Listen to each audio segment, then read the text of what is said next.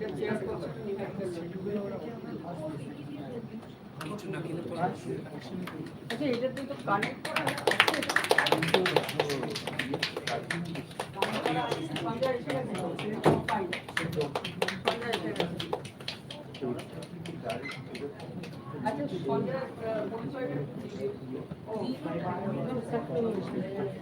sir, you are not audible. Wait.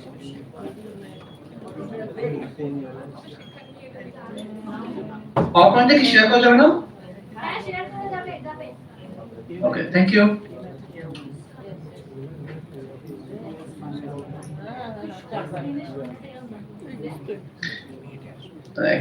একটু try দিয়ে দেখি PowerPoint পাওয়া যায় কিনা। Let me try for a while. আপনি স্ক্রিন শেয়ার করুন। Okay. Okay, this work, right? Yes, yes. Okay, good. Yes, sir. Thank you.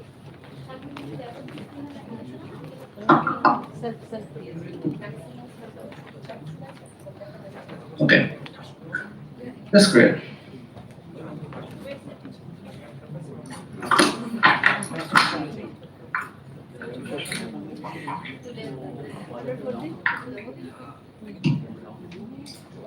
The first paper presenter of this session, Dr. Sanjay Barwa Chaudhary, is lecturer, Mahidol University, Thailand.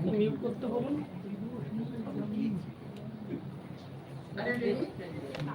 Ready, sir? Yeah. Okay. Okay, done. Please start.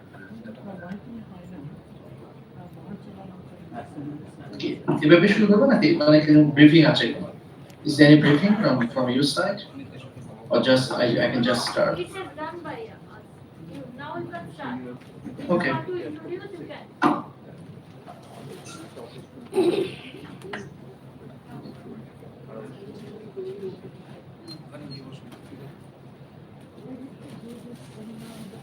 Basics.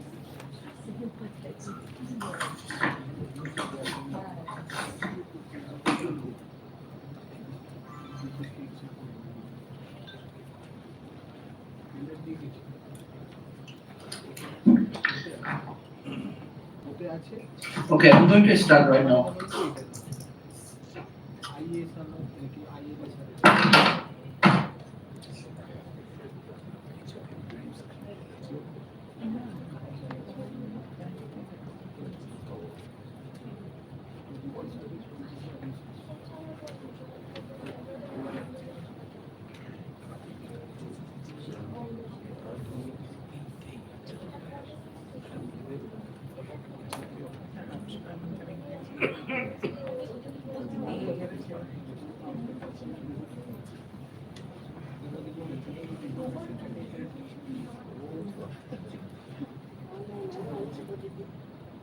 Hello, Dr. Chaudhary, please start your paper.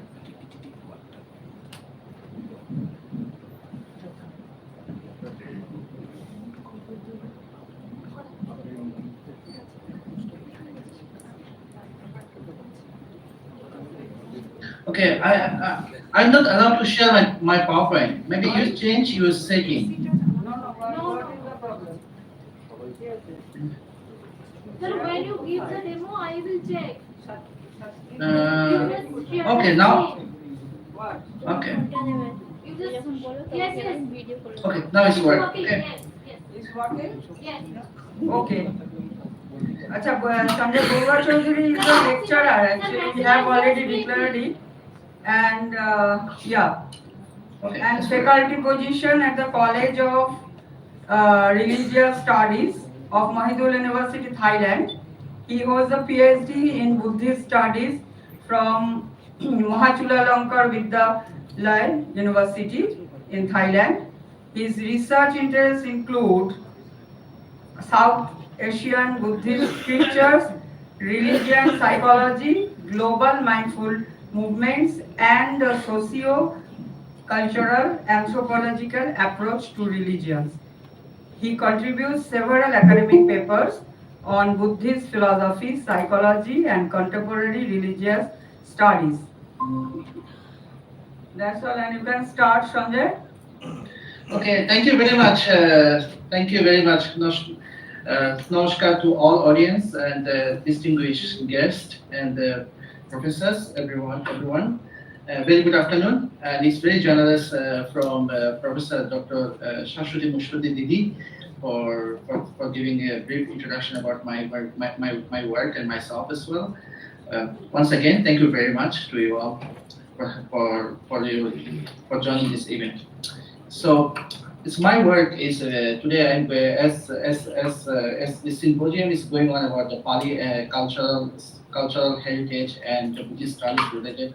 So today I'm intending to present based on one of my earlier work.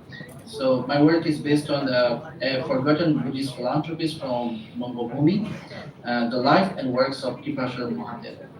So before I go to and discuss about my details in my work, I would like to go a little bit with my literature review. So here's some work that I have done. This earlier works is based on the 1950. This work done by eminent Buddhist scholar Shilananda Brahmachari. He was actually one of the great scholars from both sides, from from Bangladesh and also from Indian side or North Indian side as well. And he's definitely a prolific scholar. So in 1950, he composed a book, the Chronological Vipashanal Mahatma. So it is one of my primary sources for this work. And there are a few works also that some of the work based on his earlier is one of the finest Indian magazines, or I guess you can say that one of the wonderful journals named Jogajyoti. It was also founded by Kipashwar Mahastavi. It's more than 100 years ago. So one of the very vibrant work and vibrant publication is still going on. This publication from India, from Kolkata, Buddha Vihara. And another work also that from his late Shemadu Vikas Chaudhary documented works. That text published 1990, and another is 2015. And last, but if I don't mention another scholar named Professor Shimul Burwa from Bangladesh, from Chattogram basis. So he also produced one of the very good texts based on the Chronological Vipashanal Mahastavi, and it is a commemorative books as well. And there's another wonderful work, and documentary done by Professor Ajay Roy from Indian side. So this is all my data. This is primary resources, and of course I did some field trips as well. So before this presentation is based on Kipashwar's Mahadeva's life and legacy. So here I divide it into three parts. So my earlier, the initial part, I would like to reflect a little bit about this. Who was Kipashwar Mahadeva and about his legacy. So Kipashwar Mahadeva actually we can't say about his life and biography within a few words. So he has a very extensive biography. And if I would like to mention about his work and about him, who is this great philanthropist? So it takes maybe an hour's maybe the whole conference, but we don't have that much time. So maybe approximately, I believe that I have time for 20 to 25 minutes approximately. So however, who was Kipashwar Mahadeva? So Kipashwar Mahadeva was one of the earlier Theravada monks, but he was born in 1864. So it's a long time. It's approximately about 158 years ago. So he was born in one of the prominent spiritual village and Buddhist village, and of course it is in a village named Nempura, located in Chattogram, southern part of Bangladesh. So his dad's name was Anand Mohan Barua, and his mom's name Aradhana Barua. He was the sixth child of his parents. So when we're talking about that his birthplace, Nempura, so it is one of the really historical places. Still, from the many hundred years, this place produced a lot of Buddhist scholars, a lot of great monks, and a lot of Sorry for the interruption, Dr. Chaudhary. Please come to your conclusion.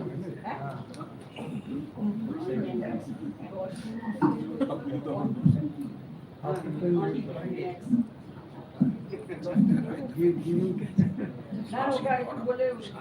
you can continue. Please, sorry. Excuse me. Is there any is it okay? Should I need to continue? Yes, sir, you can continue. Yes, you can Okay. continue. Okay. Thank you very much. Yes. So when you're talking about that's our the discussion that where historical place at Udaipura. So one of the very prominent place. So here produced a lot of scholars from many hundred years. So here we have a few documents that it was done by Kipashula Mastavi that it depicted about the 14 Buddhist great monks from last few hundred years who was born in Udaipura. So Kipashula had this privilege. Coincidentally, maybe he born in this spiritual village, Udaipura. So he has a initially he has a very sorrowful life, and it was very hard life for him because it was a colonial time of India, in the entire Indian subcontinent. So it was the socio-economic condition of the southern part of Chattogram, of course, and also India as well, entire India was not so good. So southern part of Chattogram was not really that much privilege. So he went through with poverty and a lot of hardship in this early life. So Kripasharan did not actually got privileged to go to the formal education system. So I mean, even he could not get even the education, but one of the very interesting thing that he never complained to his father that he couldn't get he couldn't get to the school. Even he want to admit into the school. So it was very painful, and also that initial that very early of his life when he was at just 10 years old, his father was passed away. So it is a very hardship.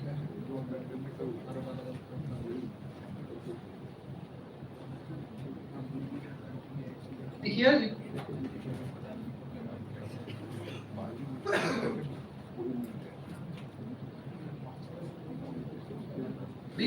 in his birthplace, Udaipura. So his Venerable Gulbad Mahatma, but we are very sorry that we lost him during the time of COVID. So this is this Venerable with his ancestor. Actually, they are also from. It is the you can see that the house is made by Mark in the past. It was the Kipashala's house, where he was born. So people in the Udaipur still respect him with the full of heart of the veneration. So how he entered to the spiritual journey? So of course after 10 years, when he was 10 years old, his father Ananda Mohan Barua unexpectedly died, and his mom became a widow and was unable to care for his children. So she was thinking that how to lead these children. And Kipashana has such a great heart actually. So even he was little age when he was a kid, he used to work some other people's house, and whatever he earned by working as a child, he saved this money and hand over to his mother for support for leading their family. Well, Kipashan's mother, she had some insight that maybe this son could be there have some kind of the insight. Maybe in future he could be work for the sake of many sentient beings. So therefore, his mother sent him to the monastery, the Unenpura Lankarama, the local monastery of Unenpura. So his initial preceptor name Shudan Chandra Mastovic. So he was ordained as a novice. He's just about 11 years old when he was, and in his own village monastery. So after becoming a novice monk, so he started very carefully. He started to study Buddhist monastic rules and discipline from his preceptor Shudan Chandra Mastovic. And when he became a 20, he met Venerable Acharya Punnaja Chandra Mohan Mastovic. So this monk you can see in the picture. So coincidentally, Venerable Punnaja Chandra Mohan Mastovic also born in Nanpura. So when he back to his own village, so Kipasharan took his higher ordination from him. And from after taking the higher ordination, so he was got some time with this great legendary Theravada monk, and that time he got some insight. So how to work as a philanthropist and to work for others, to contribute for Buddha Sasana or for Buddhism, and to enrich Buddhism for both sides, present-day Bangladesh and India as well. So how his journey started as a Buddhist philanthropist. So in this part, I'm going to discuss. So after he ordained as a monk, as a higher ordination under the preceptor Acharya Purnacharya Chandramohan Masterdev, so he had a great impact on his monastic journey. And accompanied by Venerable Acharya Purnacharya Chandramohan Masterdev, Kipasharana went to Buddhagaya and spent some time there with reflection, with meditation, and traveling around this pilgrimage site. So that time he has some insight that what should he need to do for next step. So eminent scholar Shilananda Brahmachari, in his biographical text of Kipasharana Masterdev, he noted that, quote, Kipasharana had an insight into Buddhagaya while he was reflecting on the decreasing status of Buddhism in India and entire Indian South. He was thinking about the possibility of reviving Buddhism in India and beyond at that time, promising Kipasharana thought of how to bring devotees and seekers back together by working together to help one another and defend Buddhism and the Buddhist community from the mass extinction. As a devoted Buddhist follower, Kipasharana was inspired by the Buddha's instructions that monks should work for the welfare of the multitude and for the happiness of many sentient beings that Buddha mentioned as Bahujana Hitaya, Bahujana Sukaya. And Kipasharana's journey into Buddhism matured during his first pilgrimage in Buddhagaya, and owing, of course, definitely is owing to his teacher's encouragement and his intrinsic philanthropist nature to so. And after this, he was thinking how to start his work. And when he returned back to Kolkata that time, on the way back from pilgrimage, and on the way back to Kolkata, Bihar, Buddhagaya to Kolkata, and Kolkata to his own place, Chokrogram, in southern part of Bangladesh. So he spent some time in Kolkata. Excuse me, And Dr. he observed- Chaudhary. Hello? Please come to the conclusion, please, now. Yes, sorry, I couldn't follow. Anything? Please come to the conclusion of your paper, please. Or some of the conclusion. Yes. So how long I have a time? It's 10 minutes for every presenter. 10 minutes. Oh, it's so short. I thought it's 20 to 25 minutes. Okay, thank you so much for it. It's quite tough. You conclude your paper, please. Conclude. Okay. I'm concluding. This part. Okay, so on the way back from Sir, you can sum up your paper. Yeah, sure. I'm summing up. Yeah. On the way back from Buddhagaya, so he spent some time in Kolkata. And in Kolkata, he observed that there was not much monastery and not much Buddhist monastery. At that time, he will spend some time in Novena Vihara. So then after this, he went back to Chattogram, and again went back to Kolkata to establish the Vihara.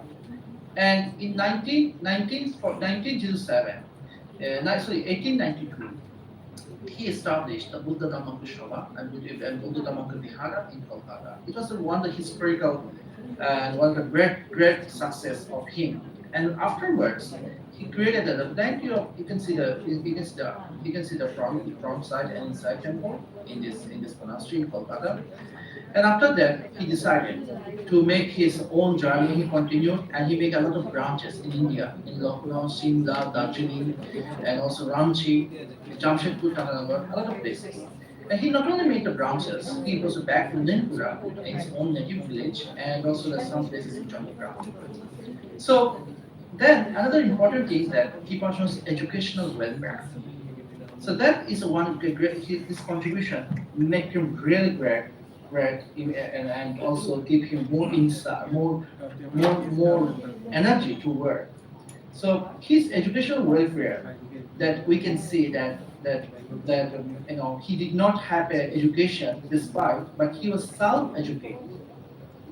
So who understood the reason of this community's substandard in both East and West Bengal, that is the lack of education. He realized that how important it is. Then there's something he was taught about writing.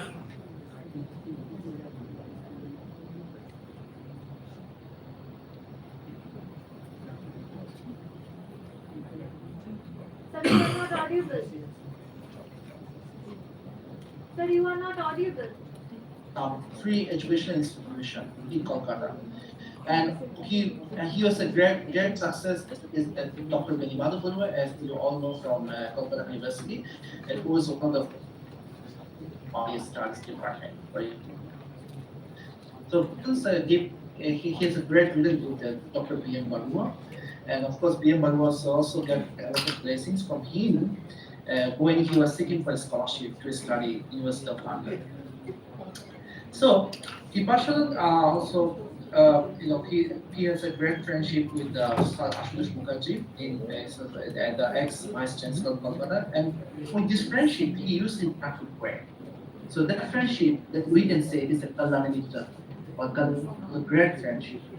So he convinced Sir Ashutosh Mukherjee that since the current education structure is based on university affiliation, rural schools and college should recognize Kolkata University as a model of contemporary university. This affiliation was supposed to encourage people from those unprivileged schools and college to compete for job graduates from prestigious secular institutions.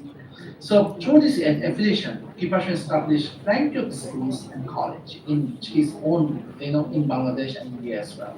So some school, most of the school is still there. So since I don't have time, the time is inadequate here.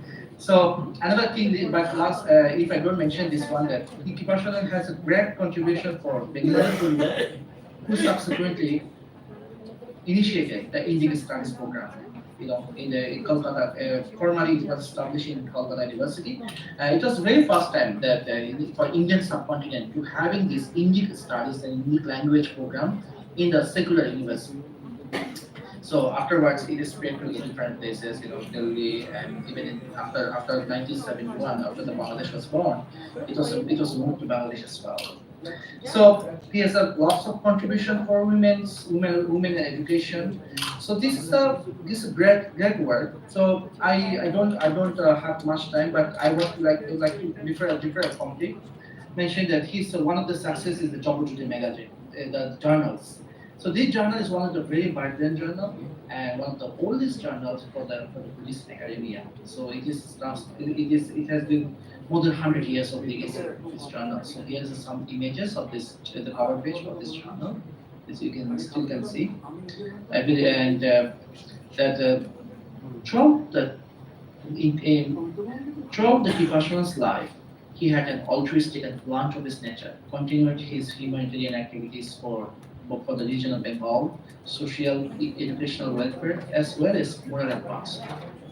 His early association with Buddhism and Buddhist teaching undoubtedly grew into intrinsic compassionate nature. Inquiring into Kipashan's life, it unfolds that he set up his career path as a philanthropist, joined the Buddha's footsteps to go forth for the welfare of multitude for the benefit of many sentient beings. In recognition of Kipashan's selfless contributions, expressing his dignity and tireless welfare service for the benefit of society, the devotees and followers of Bangabhumi conferred upon him the honorific title, that is the Karma Yogi or Karma Yogi. Since then, he has been widely known as Karma Yogi or Karma Yogi Kipashan. So unfortunately, he did not have a long life. So it's a very short time. There's approximately about 56 years he was alive. So he passed away in 1926. So it is the cemetery of Kipashanans, and in memory of Kipashanans and his legacy, his birthplace Sunanpura erected a study. So for further studies, I am recommending that if you have time, that you can have a look at both of this, one of the research paper and one of my recent contributions about Ashton Mastery. Here's the link. So I hope this can enlighten you. And if there's any questions or anything, this I'm happy to answer. Thank you so very much for all of your kind attention. So please let me know that if there any kind of reflection on this paper. I'm happy to answer. Yeah, can I give some suggestion to him? No question, but some suggestion. There is a suggestion from Professor Baidyanath Love, the Vice Chancellor of Nalanda University. Yeah. Yeah, Dr. Sanjay, you Yes. very Namaste. Namaste, very informative paper. And just by the way, I would like to share with you that I taught in Jammu University for 32 years. And I was the first person in, I think in India, to introduce a paper on Bhant Kripa Sharan Mahastavir. One suggestion to you, that while writing the modern names, modern personality, we don't use diacritical marks. So it I'm is- sorry, I couldn't get it, sir. Could you diacritical marks are used only with the Sanskrit and Pali words, of course, Prakrit, that too in the ancient context. Since Kripasaran Mahastavir was of modern times, we don't use the diacritical marks with the certain names. Moreover, Kripasaran is a Sanskrit term and Mahather is a Pali term. So either you should write Kripasaran Mahastavir like that. So this is my suggestion to you. That's all. Thank Thank you. you. Thank you. Thank you. Thank you so much. Our next paper presenter, Dr. Sudhakar Misra, Associate Professor, Department of Sanskrit, Sri Sitaram Vedic Adarsh Sanskrit Mahavidyalaya, Kolkata. He is a recipient of 8 prizes, attended 13 workshops, authored 8 books, 46 articles, 6 book chapters, and attended several international and national seminars. Please, Dr. Misra.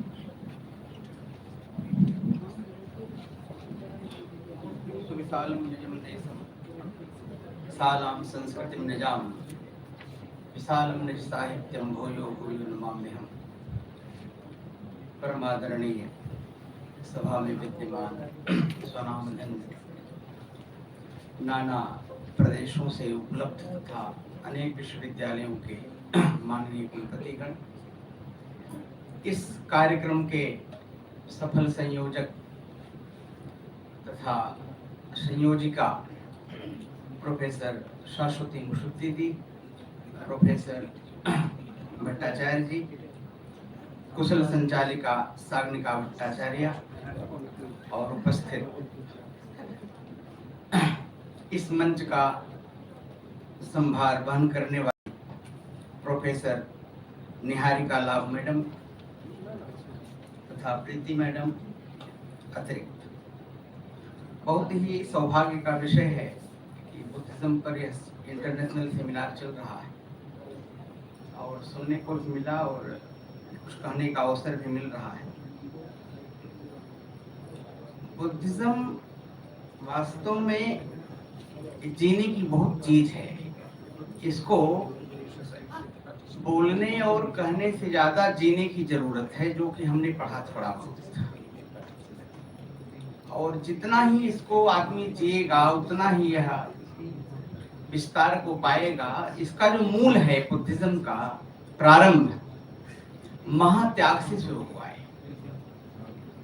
यदि त्याग नहीं होगा तो Buddhism नहीं होगा, क्योंकि महाअभिनिष्क्रमण का मतलब है समस्त राजपाठ को छोड़ करके एक व्यक्ति जन कल्याण के लिए तत्पर हुआ। उस प्रकार की स्थिति यदि परिकल्पित हो तो वह चीजें आ सकती हैं, अन्यथा पढ़ने पढ़ाने में रहेंगी, बड़ी अच्छी बात है।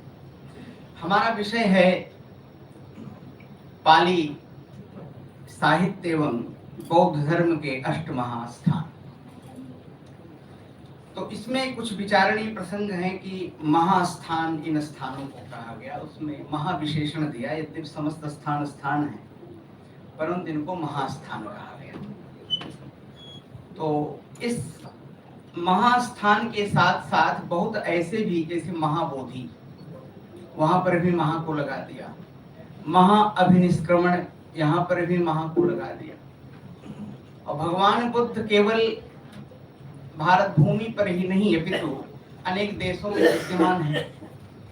उनके विचार, उनका तत्त स्थलों पर जाकर के उपदेश देना इत्यादि प्राप्त होता है। फिर भी इन स्थानों को महा इस विशेषण से विशेषण किया गया, जिसमें लुम्बिनी, बोधगया, सारनाथ, कुशीनगर, श्रावस्ती, संगिस्का, राजगृह एवं वैशाली, ये 8 स्थान आते हैं। तो लुम्बिनी को महास्थान जो कहा गया, तो उनके जन्म मात्र से नहीं कहा गया, उनके अभिनिष्क्रमण से उसको महा अभिनिष्क्रमण के कारण लुम्बिनी को महास्थान के अंतर्गत रखा गया। तो वहां निष्क्रमण, अभिनिष्क्रमण, महाअभिनिष्क्रमण 3 प्रकार की शब्दावलियों का प्रयोग पाया जाता है। निष्क्रमण का तात्पर्य होता है कि अपने घर से सामान्य रूप से यदि व्यक्ति निकलता है बिना किसी विशेष उद्देश्य के, तो उसको निष्क्रमण कहा जाता है। परंतु वह अपने व्यक्तिगत कार्यों के लिए यदि निकलता है, वह तीर्थ यात्रा है इत्यादि है, तो उसको हम लोग अभिनिष्क्रमण रूप में परिभाषित कर सकते हैं। परंतु भगवान बुद्ध का निष्क्रमण नहीं, अभिनिष्क्रमण नहीं, महाअभिनिष्क्रमण है। अभिनिष्क्रमण से, महाअभिनिष्क्रमण से तात्पर्य था कि वो जन कल्याण के लिए महात्याग को करके घर को छोड़े, इसलिए इस स्थान विशेष को महास्थानों में रखा गया। इसी प्रकार से बोधगया में उनको ज्ञान की प्राप्ति। थोड़ा सा इस विषय को हम प्रयास करते हैं उसके तलस्पर्शी में जाने का। यद्यपि इतिहास और तत्त पाठ्यक्रम में बहुत चीजें हैं, इसमें आए। साधारण आदमी वासना से बोलता है, बुद्ध करुणा से बोलते हैं। साधारण बोलता है कि शायद कुछ मिल जाए, बुद्ध बोलता है शायद कुछ बट जाए। बुद्ध पुरुष इसलिए बोलता है कि तुम भी उसके अवयवों में साझेदार हो सको, परंतु पहले मौन रहने की शर्तें पूरी करनी पड़ती हैं, तब ध्यान बोलता है। मौन मुखर होता है तब शास्त्र निर्मित होते हैं। जिनको हमने शास्त्र कहा वे ऐसे लोगों की वाणी है जो वाणी के पार चले गए थे, और जब भी कोई वाणी के पार गया है तो उसकी वाणी शास्त्र हो जाती है, आप्त हो जाती है, उससे वेदों का पुनः प्रागट्य होने लगता है। इसलिए पहले मौन को साधो, जल्द ही वह भी आएगा जो अपना मुकाम है। जहां तुम्हारी शून्य से वाणी उठेगी तब उसमें प्रामाणिकता होगी, सत्य होगा। क्योंकि जब तुम भय से नहीं बोलोगे, किसी से कुछ मांगने के लिए नहीं बोलोगे, तब तुम देने के लिए बोलोगे। वह कैसा है? कोई ले ले तो ठीक, ना ले तो ठीक, ले ले तो उसका सौभाग्य, ना ले तो उसका दुर्भाग्य। तुम्हारा क्या? तुमने बांट दिया, जो तुमने पाया वो तुम बांटते हो। तुम पर यह लांछन ना रहेगा कि पाया परंतु बांटा नहीं, छिपा के बैठ गया। परंतु ऐसा कभी नहीं हुआ। ऐसा होता ही क्यों? क्योंकि यह पाना ऐसा है कि बांटने की अभिप्सा साथ साथ आती है। बुद्ध ज्ञान की प्राप्ति के बाद बोले ही क्यों? प्रश्न हुआ, बुद्ध को ज्ञान की प्राप्ति हुई, बोलने की जरूरत क्या थी? आत्मोद्धार कर लेते। परंतु उसमें स्वाभाविक रूप से करुणा प्रेरित करती है। तुम कुछ लोगों को तुम कुछ बोलो, तुम कल उनके साथ थे, इतनी जल्दी उनको भूल मत जाओ, पीछे लौट कर देखो। जैसे फूल जब खिलता है तब उस खिलने में गंध का बटना भी छिपा होता है। कोई फूल यह चाहे खिल जाऊं बटूं ना, यह संभव नहीं है। इसलिए बुद्ध को तो बोलना ही पड़ेगा। फूल खिलेगा तो सुगंध देना ही पड़ेगा। जब दिया जलता है तो किरणें बरसेंगी ही चारों तरफ। वहां कोई आराधक की आवश्यकता नहीं है कि हे दीप तुम हमको दिया प्रकाशित करो। पहले मौन फिर वाणी में सत्य का अवतरण शुभ है, प्रारंभ है। घबरा मत जाना, डरना मत, पाखंड टूटने की घड़ी करीब आ गई है। किसी ने कहा इख्ता से आज तक ना दीख की है, ए सरगुजश्त पहले चुप था फिर दीवाना हुआ, और अब बेहोश है। ये 3 घड़ियां आती हैं, पहले चुप था फिर दीवाना हुआ। क्योंकि जैसे ही तुम चुप हुए दुनिया कहेगी तुम चुप हुए। उधर खबर फैलना शुरू हो गई कि तुम दीवाने हो गए, तुम पागल हो गए। इन शब्दों को बोलकर दुनिया अपनी रक्षा करती है। यदि दुनिया तुम्हें पागल कहे तो और लोग इस रास्ते में जाने को आतुर हो जाएंगे। असल में दुनिया अपनी रक्षा करती है, क्योंकि तुम्हें देखकर औरों के मन में भी आवाज उठती है। यह ऐसे नहीं होगा, बहुत बड़ा हेर फेर करना होगा। जिंदगी का ढांचा बदलना पड़ेगा। जो जरा ज्यादा है तुम पागल हो, ऐसा तुम्हें पागल कहकर आदमी निश्चिंत अपने को सुरक्षित करता है। अरे वो पागल है, छोड़ो इसकी बातें। मेरे सन्यासियों को भी लोग पागल कहते हैं। उसकी बातें कुछ पागल जैसी लगती हैं, परंतु जो पागल कहता है वह भी आगे आकृष्ट होता है, परंतु भयभीत होता है। इस तरह समय का अत्यंत अभाव है। तात्पर्य है कि बौद्ध दर्शन जीने की चीज है, और इसको यदि हृदय से पढ़ा जाए, एक स्वयं को दिशा मिलती है। यदि स्वयं कोई व्यक्ति दिशा पर अग्रसर होगा तभी वह दिशा को दूसरे को दिशा दे पाएगा। इस प्रकार से समय के अभाव में लास्ट जो वचन है आचार्य का, भगवान बुद्ध का, बुद्धम शरणं गच्छामि, धम्मम शरणं गच्छामि, संघम शरणं गच्छामि, वहां पर बुद्ध का तात्पर्य है अपने को प्रबोधित करिए, और अपने को प्रबोधित किए हुए मार्ग पर चलने को ही उन्होंने धर्म कहा, और अपने मन को एकाग्र करने को ही उन्होंने संघ कहा। तात्पर्य एक ही व्यक्ति के अंदर जो निश्चित पथ को स्वीकार करके चलने का एक साहस होता है, वही धर्म है, वही बुद्ध है तथा वही संघ है। इस प्रकार से पालन किया जाए तो व्यक्ति का जीवन वास्तव में कृतार्थ होता है। इसमें कहीं पर भी संदेह नहीं है। सभी को अवसर देने वालों को धन्यवाद। आप लोगों का दर्शन हुआ इसलिए हम सबको प्रणाम करते हैं। सभी को धन्यवाद।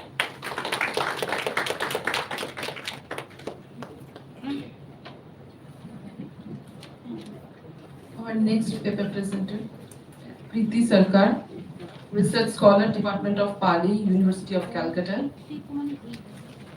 She is a Bengali Honours graduate from Dinabandhu Andrews College.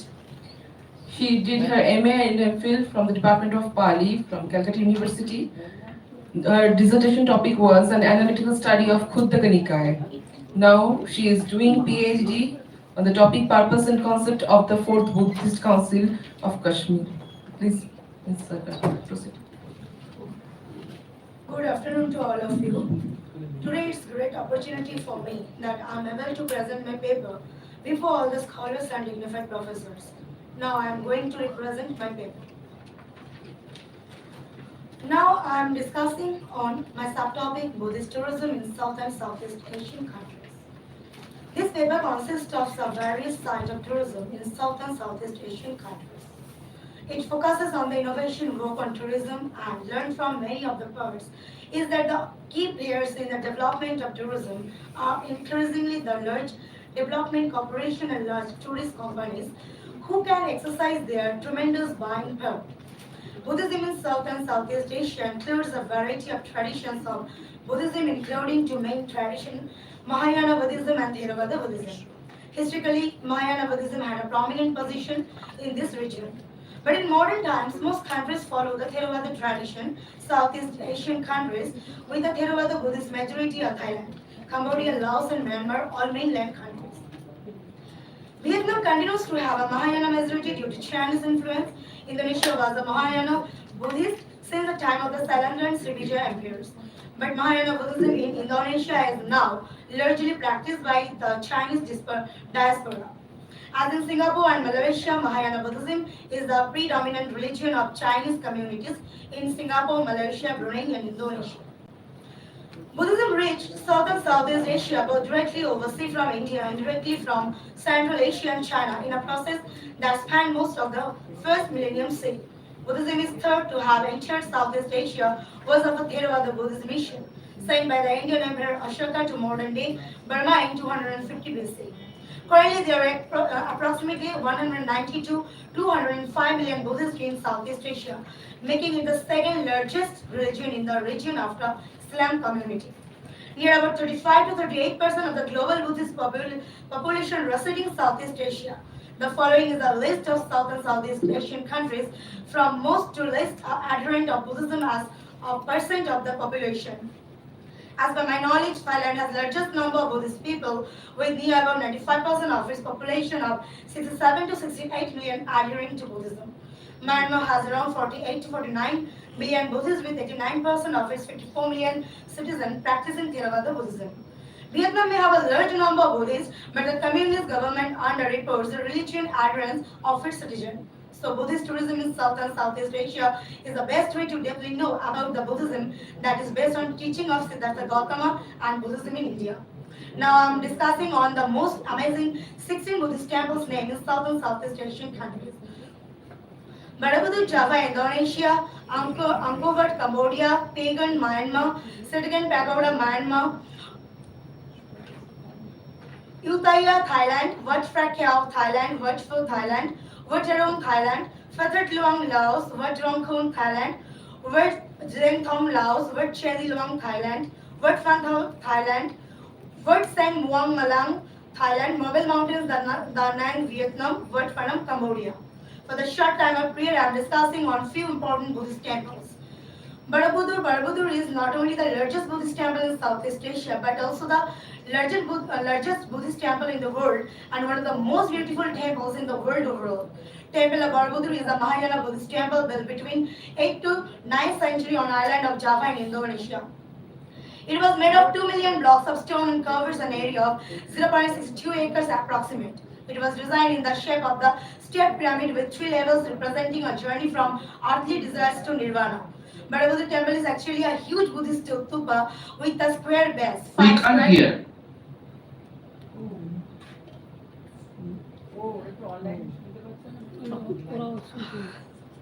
Five square terrace, the first level, 3 circular platforms of middle level, 72 sitting Buddhas and 72 small stupas and a central stupa at the top, the upper level. The majestic sacred place of Buddhism is marvelously decorated with 2.672 relics and 504 Buddha statues in total. Angkor Wat, this temple in Cambodia is the largest religious monument in the world, covering about 402 acres, and temples of Angkor Wat cover an impressive area of more than 99 acres. While it's hard to say what is the most beautiful temple in the world, Angkor Wat certainly might be the most impressive temple in the world. Pagan, the old city Pagan holds the largest number of Buddhist temples and pagodas in the world. 2,000 temples and pagodas on the areas. From 9th to 13th century, at the peak of the Pagan Empire, Pagan had more than 10,000 temples and pagodas.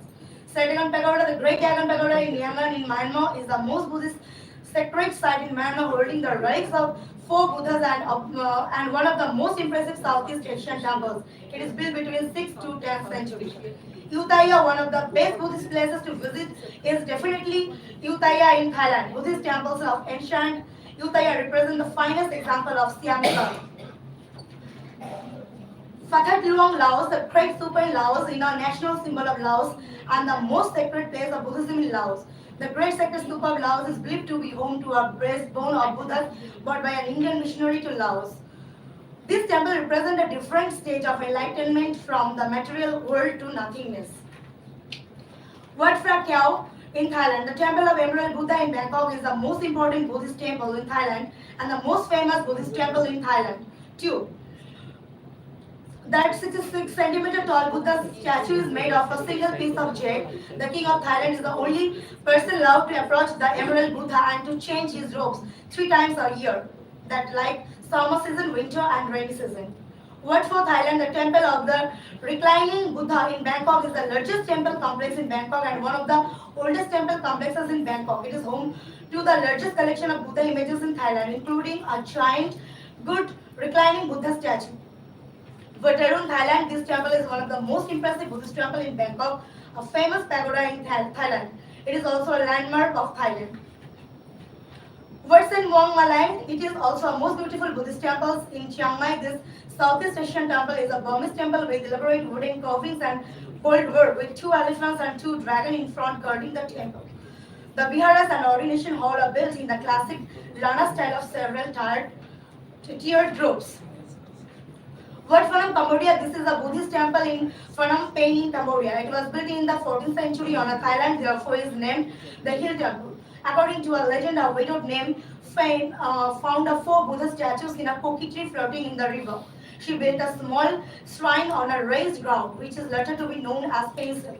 To home the statues, the temple sits a huge bronze Buddha statue and holds exquisite wall painting with stories of Buddha life and a Khmer version of the Ramayana. This is the main holy site in Phnom Penh for celebrating Khmer New Year.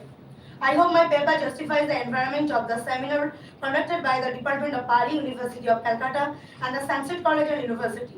I am very grateful to my professor Dr. Shashwati Mustuti and my research guide Dr. Jayanti Chatterjee, who helped me to present this paper in a lavish way. Thank you.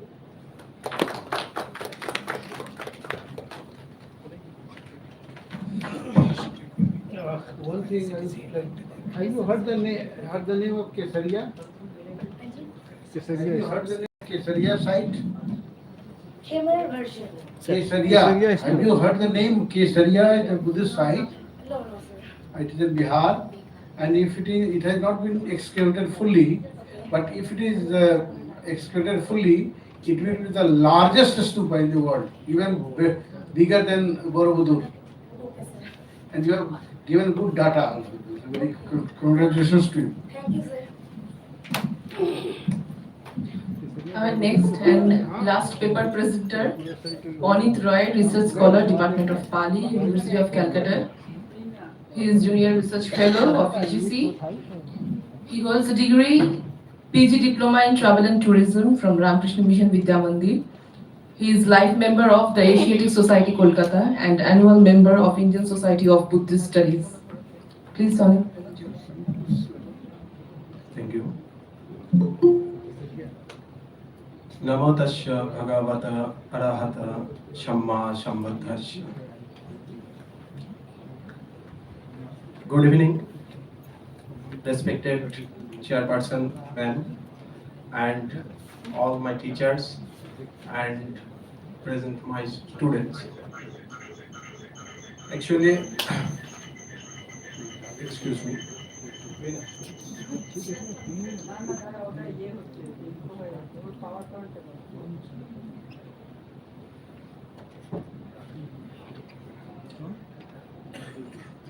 I present paper through a PowerPoint, and at first I apologize to respected teachers. I want to present my paper in Bengali, and I present my paper on rediscovering Buddhist sites, especially Shankisha. So from the first session, today's first session, panel discussions, we already heard something from there. Basically from Dr. Soumitra sir. Soumitra Mohan sir, উনি একটা বিষয় বলছিলেন, আমি মূল টপিকে আসার আগে বলি। উনি বলছিলেন ছোট ছোট গল্প, মানে আমাদের পুরো সেমিনারটাই তো মূলত পালি লিটারেচারের উপর বেস করে এবং সেখান থেকে কিভাবে ট্যুরিজমটাকে তুলে ধরা হচ্ছে। উনি বলছিলেন ছোট ছোট গল্প। আমি আমার প্রেজেন্টেশনের মধ্যে এই ছোট গল্প কিছু রেখেছি, যে এই গল্পগুলো নিয়ার ফিউচারে কিভাবে সেগুলো ট্যুরিজমকে প্রমোট করতে কাজে লাগানো যেতে পারে এবং অলরেডি এনসেন্ট পিরিয়ডে কিভাবে সেইগুলো গল্পগুলো কাজে লেগেছে। এবং আমাদের respected teacher Arindam sir also said that Ashok, সম্রাট অশোক তার সময় onwards 3rd century BC তিনি এই জায়গাগুলোকে, যেগুলো গল্পগুলো আমরা পাচ্ছি পালি টেক্সটে, যেখানে বুদ্ধের জীবনের সাথে জড়িত যে সমস্ত স্থানগুলো ছিল সেইগুলো তিনি একটা কানেক্ট করেছেন, সমগ্র ভারতবর্ষ জুড়ে জায়গাটাকে কানেক্ট করেছিলেন।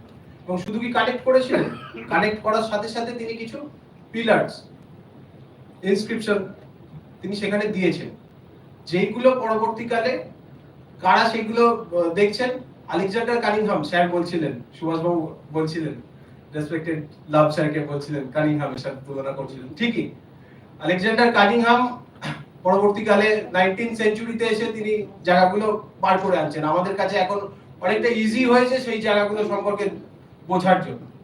তার আগে অশোকের পিলারগুলো যে কানেকশন তৈরি করেছিল ভারতবর্ষের ট্যুরিজমকে প্রমোট করার জন্য, যদি আমরা ধরি ট্যুরিজম পার্সপেক্টিভে, সেই সময় যদি ট্যুরিজমের দুটো পার্ট আমরা দেখি, ট্যানজিবল ইনট্যানজিবল, সেই সময় বলতে পারি আমরা সেটা কিন্তু সবটাই ইনট্যানজিবল ছিল, কারণ সবটাই ছিল স্টোরিজের উপর।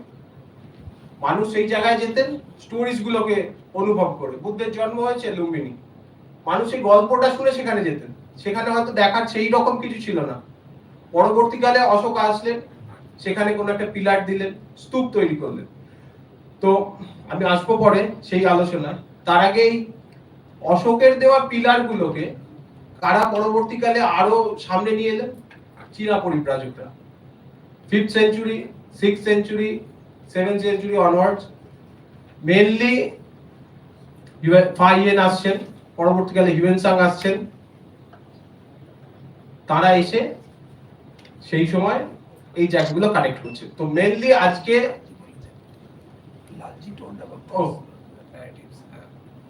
already sir, Professor Lalji also discussed about the Chinese travelers who have visited India that time. So আমরা দেখছি চাইনিজ ট্রাভেলারদের পুরো লেখা থেকে পরবর্তীকালে আমাদের পালিতে বিভিন্ন সময় ট্যুরিজমটাকে তুলে ধরার ক্ষেত্রে খুব কাজ হয়েছে। এবং very recent doctor Sudhakar sir already discuss about অর্থ মহাঠানানি, the 8 places. Why the 8 places? Actual ভগবান বুদ্ধ বলে গিয়েছিলেন 4টে মহাস্থানের কথা। Here I present, এখানে আমি দেখাচ্ছি এই 4টে মূল মহাস্থান, যেটা হচ্ছে লাল কালিতে লেখা, লুম্বিনী, তারপর হচ্ছে বুদ্ধগয়া, তারপর সারনাথ, and লাস্ট কুশীনগর। লুম্বিনীতে জন্ম হচ্ছে, বুদ্ধগয়াতে বুদ্ধত্ব লাভ হচ্ছে, ধর্মচক্র প্রবর্তন হচ্ছে সারনাথ, এবং কুশীনগরে তার মহাপরিনির্বাণ হচ্ছে। পরে আরো 4টে যোগ হচ্ছে, শ্রাবস্তী, বৈশালী, রাজগীর এবং শঙ্কীশ্বর। এই 8টা মহাস্থানের উপর কিন্তু আমাদের ভারতবর্ষের একটা বড় ইকোনমি ডিপেন্ড করছে। এখানে দুটো জিনিস আছে ট্যুরিজম পার্সপেক্টিভে, যেটাকে বলা হয় inbound and domestic tourist. Foreign tourist অনেকেই বলেন, বা ইন্টারন্যাশনাল ট্যুরিস্ট বলা হয়। ইন্টারন্যাশনাল ট্যুরিস্টকে দুটো পার্টে ভাগ করি আমরা, মূলত একটা হচ্ছে ইনবাউন্ড, যারা অন্য দেশ থেকে আমাদের দেশে আসছে, তারা হচ্ছে ইনবাউন্ড ট্যুরিস্ট। এই ইনবাউন্ড ট্যুরিস্টরা কিন্তু এই মূলত নর্থ ইন্ডিয়ার এই বেল্টগুলো, এর মধ্যে একটা নতুন মানে নন বুদ্ধিস্ট বেল্টও আছে, আগ্রা, যেটা প্রচুর ইনবাউন্ড ট্যুরিস্ট আসে, এছাড়া যোধপুর আছে। তো এই ইনবাউন্ড ট্যুরিস্ট এই জায়গাগুলোয় প্রচুর পরিমাণে আছে। কিন্তু আমি যদি একটা ডেটা দেখাই, প্লিজ তুই না change the next this one, এইটা 2012 পর্যন্ত একটা ডেটা আছে, যেখানে আমরা যদি প্রথমে কৌশাম্বীকে বাদ দিই, বাকি যে 8টা আছে সবটাই অর্থ মহাঠানানি বা major 8 places related to the life of Buddha. এখানে আমরা যদি দেখি, এখানে ফরেন ট্যুরিস্ট, ইনবাউন্ড ট্যুরিস্ট, মানে যেটা ফরেন ট্যুরিস্ট বলছি আমরা, ফরেন ট্যুরিস্ট যারা এখানে আসছেন তারা হচ্ছেন ইনবাউন্ড, আর ডোমেস্টিক ট্যুরিস্ট যারা হচ্ছেন ইন্ডিয়ান ট্যুরিস্ট। এখানে যদি আমরা দেখি সেই আসার রেটটা কি আছে, আমরা সবটা দেখার পর দেখব সংকিশ্ব হচ্ছে প্রায় শেষের দিকে, সংকিশ্ব থেকে একটু কম আছে বৈশালীতে, কিন্তু সংকিশ্ব বুদ্ধের জীবনের সাথে একটা ভীষণভাবে গুরুত্বপূর্ণ, মানে ভীষণভাবে রিলেটেড একটা প্লেস। কিন্তু সংকিশ্বতে 12 সাল পর্যন্ত টুরিস্টের আগমন ছিল কিন্তু ভীষণই কম বাকি জায়গাগুলোর তুলনায়। মেজর 4টে প্লেসে কিন্তু মানে প্রচুর টুরিস্ট আসতো, সংকিশ্বতে কিন্তু সেই তুলনায় কম।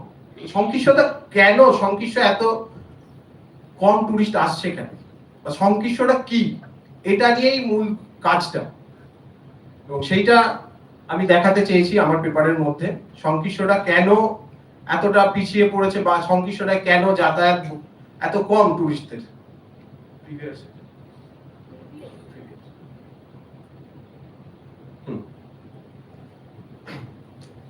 সংকিশ্ব সম্পর্কে বিভিন্ন রকম মতবাদ আছে। ভারতবর্ষের 8টা মহাস্থানের মধ্যে সংকিশ্ব হচ্ছে একটা।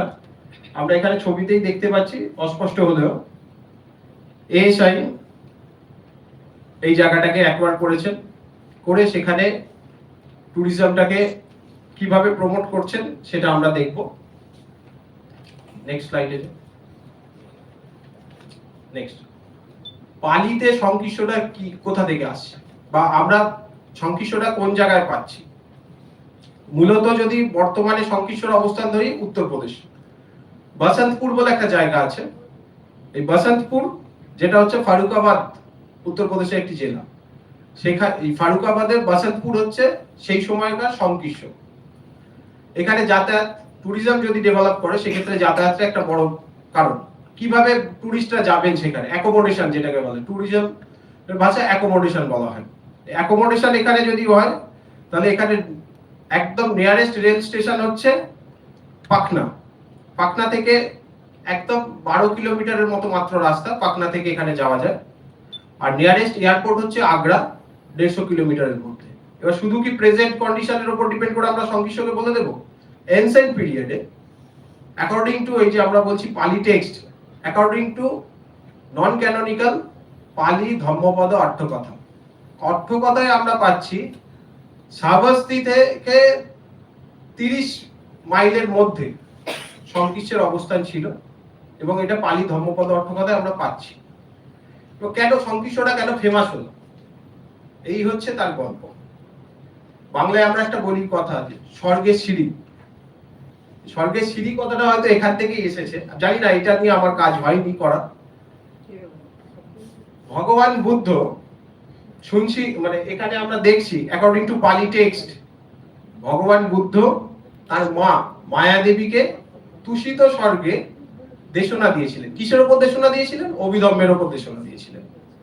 এই দেশনা দেওয়ার পর তিনি সংকিশ্বতে অবতরণ করেছিলেন।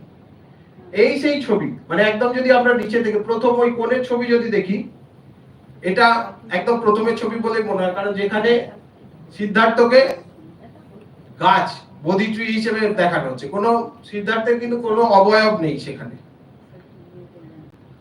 পরবর্তীকালে ছবি এঁকে দেখানো হচ্ছে, নামছে ওখানে, এবং তার সাথে সাথে আরো কিছু মানুষকে আমরা দেখছি পাশে নামছে।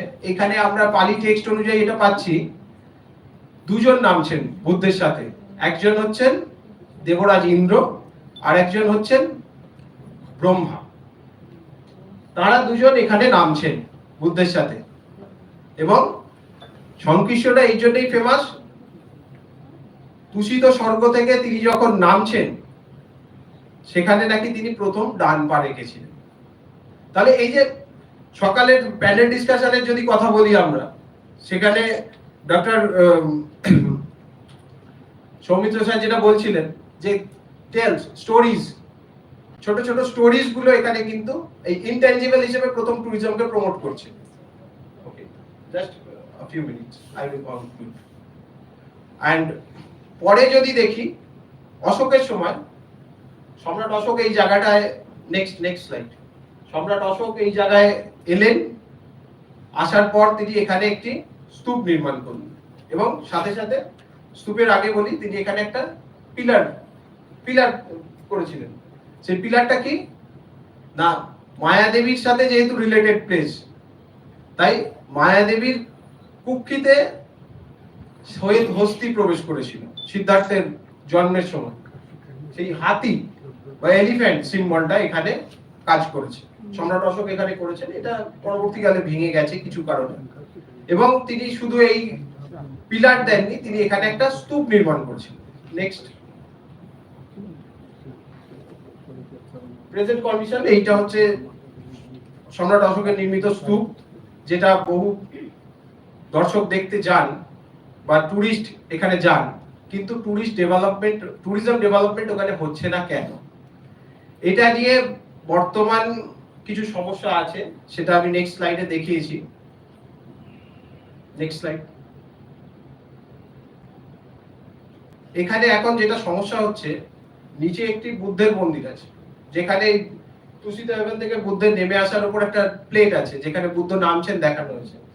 কিন্তু মজার ব্যাপার হচ্ছে, সাথে সাথে স্তূপের উপরে একটি হিন্দু টেম্পল আছে, এবং প্রিভিয়াসে আমি দেখিয়েছিলাম স্তূপের মাঝখান দিয়ে যাতায়াত করে করে এসআই কি দক্ষতা দেখাচ্ছেন আমি জানি না, এটা আমার ধৃষ্টতা হবে, আমি এখন থেকে যদি ব্লেম করি সেখানে জানি না বিষয়টা, কিন্তু স্তূপের উপর অনবরত হাঁটার ফলে সেখানে নদীর আকার নিয়েছে যাতায়াত করে করে। আমি প্রিভিয়াস একবার তুহিনাকে বলবো দেখাতে। এই যে অলরেডি সেখানে কোনো রকম খনন কার্য হয়নি, অথচ সেখান দিয়ে মানুষ যাতায়াত করে করে মন্দিরে পুজো দিতে গিয়ে গিয়ে একটা নদীর আকার নিয়েছে, স্তূপ ভগ্ন হয়েছে। এটা অবশ্যই এসআই এর নজর দেওয়া উচিত। এবং উপরের মন্দিরটা, যেটা হিন্দু মন্দির বলা হয়, সেটা বলা হয় মূলত বিশ্বহরি দেবী বলে বলা হয়, বিশ্বহরি দেবী মন্দির। হ্যাঁ হ্যাঁ, শীতলা, মানে আমাদের এখানে যেটা শীতলা বলা হয়, বিশ্বহরি মূলত ওখানে যা দেখানো হচ্ছে তাতে মানে ফার্টিলাইজড বলে দেখানো হচ্ছে, মানে সন্তান হয় না যাদের বা এই ধরনের যাদের, তারা ওখানে মূলত, হ্যাঁ আমি ঠিক এই ব্যাপারটা জানি না, মনসা না ষষ্ঠী, ষষ্ঠী বিশ্বহরি বলে দেখানো হচ্ছে। এবং এটা তো যেহেতু যেহেতু সিদ্ধার্থের মায়ের জায়গা, সেই জন্য ওখানে মায়ের, আচ্ছা, related with Siddhartha's mother Maya Devi, that's why okay, সেই জন্যই মন্দিরটা ওই রিলেশন, ওই স্টোরিটা রয়ে গেছে, কিন্তু মন্দিরটা এখন চেঞ্জ হয়ে গেছে। আচ্ছা, মন্দিরটার ফেথ পাল্টে গেছে, কিন্তু স্টোরিটা রয়ে গেছে। That's the magic.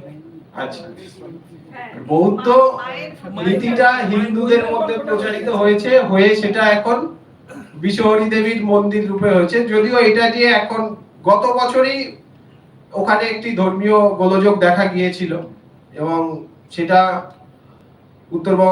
Uttar Pradesh government সঠিকভাবে কন্ট্রোলে আনতে পেরেছেন।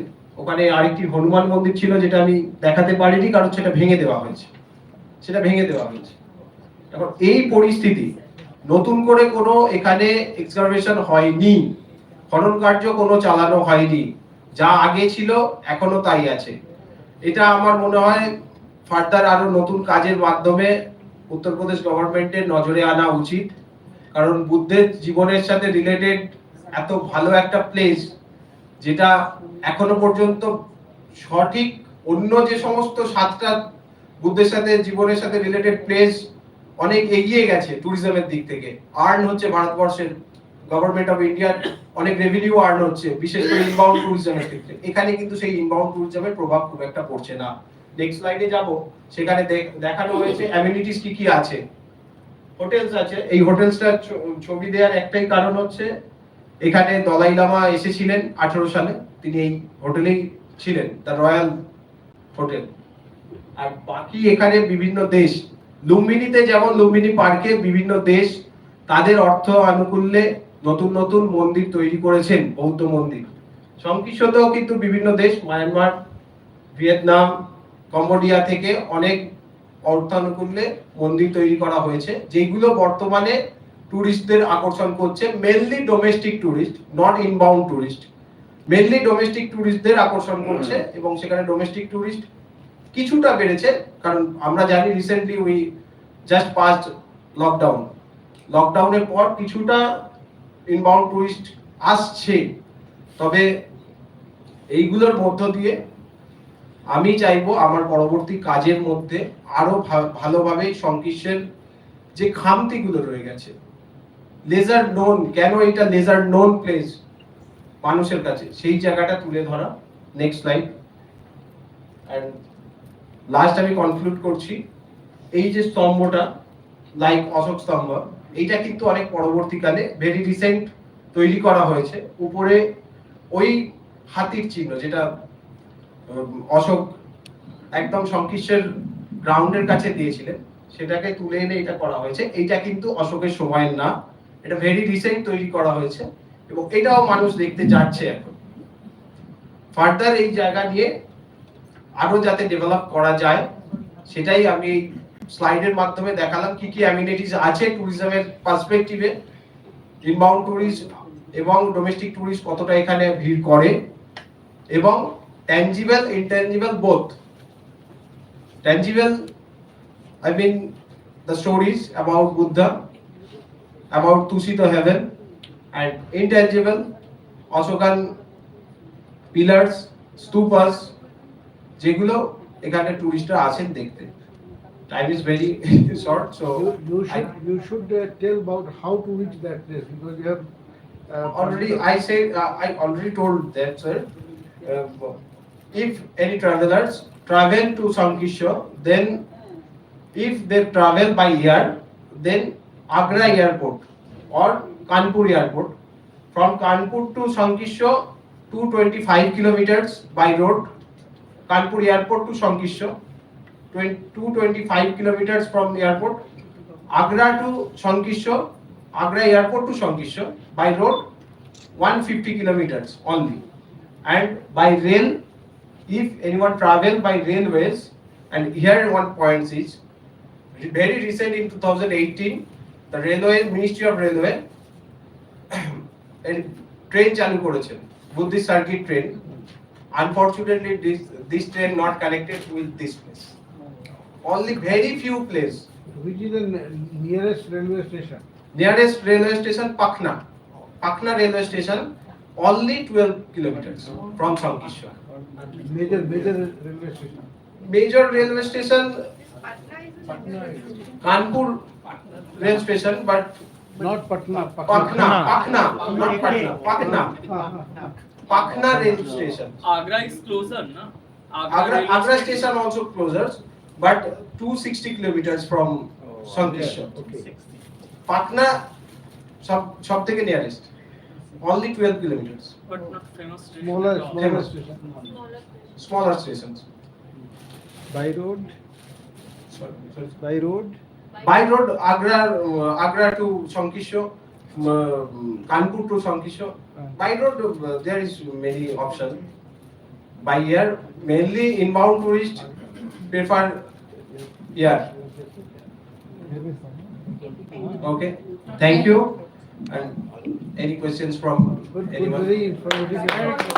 Thank you. Now, please, ma'am. Please, sir.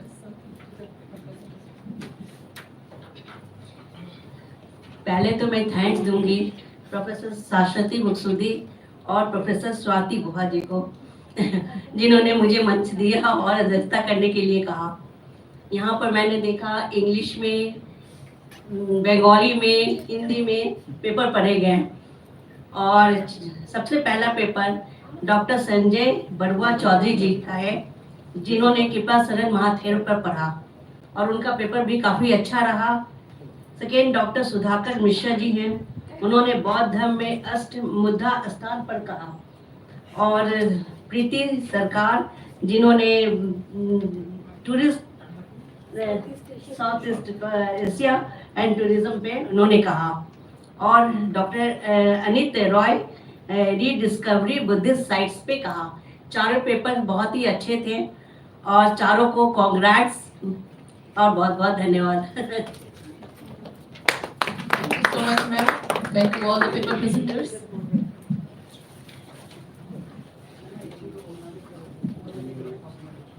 Sagnika ko. नहीं Sagnika ko. Sagnika should be honored. Thanks to Swapnika and also the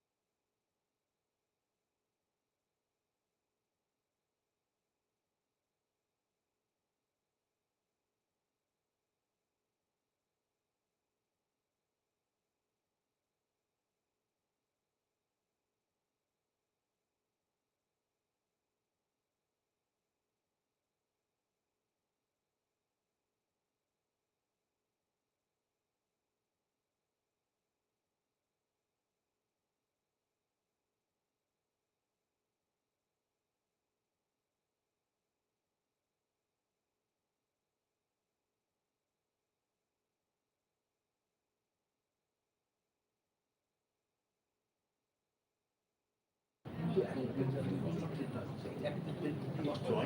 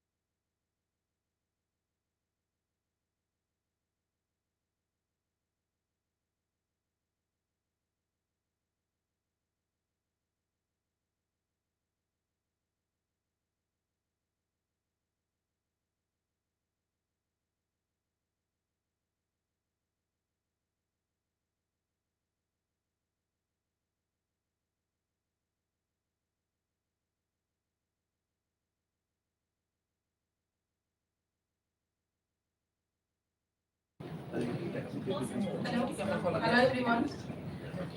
Now we are in the last part of our seminar today, the valedictory session. And for valedictory session, I would like to request Professor Vaidyanath Lab, Honorable Vice Chancellor Navananda Mahavihar, to come over the dais and take his seat, sir. Professor Shopna Banerjee, Director, IQAC, University of Calcutta. Please, ma'am, please come. Professor Gyanaratna, Head Department of Pali, Chittagong University, Bangladesh. Please.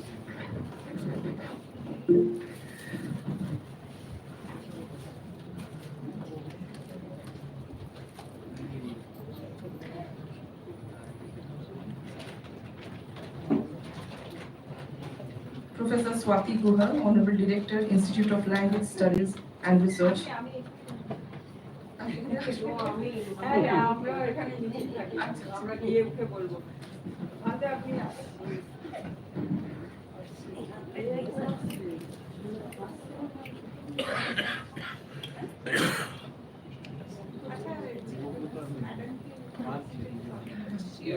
Now we are going to felicitate Professor Shopna Banerjee, Director, IQAC, University of Calcutta. And to do the honor, I would like to request Professor Swati Guha, Honorable Director, Institute of Language Studies and Research, Department of Higher Education, Government of West Bengal. Yes, ma'am.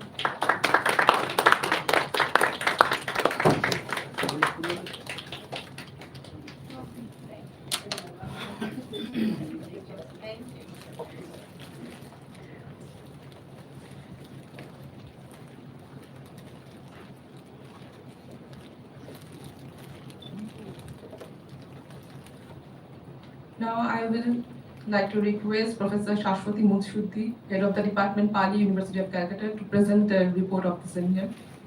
Please, ma'am.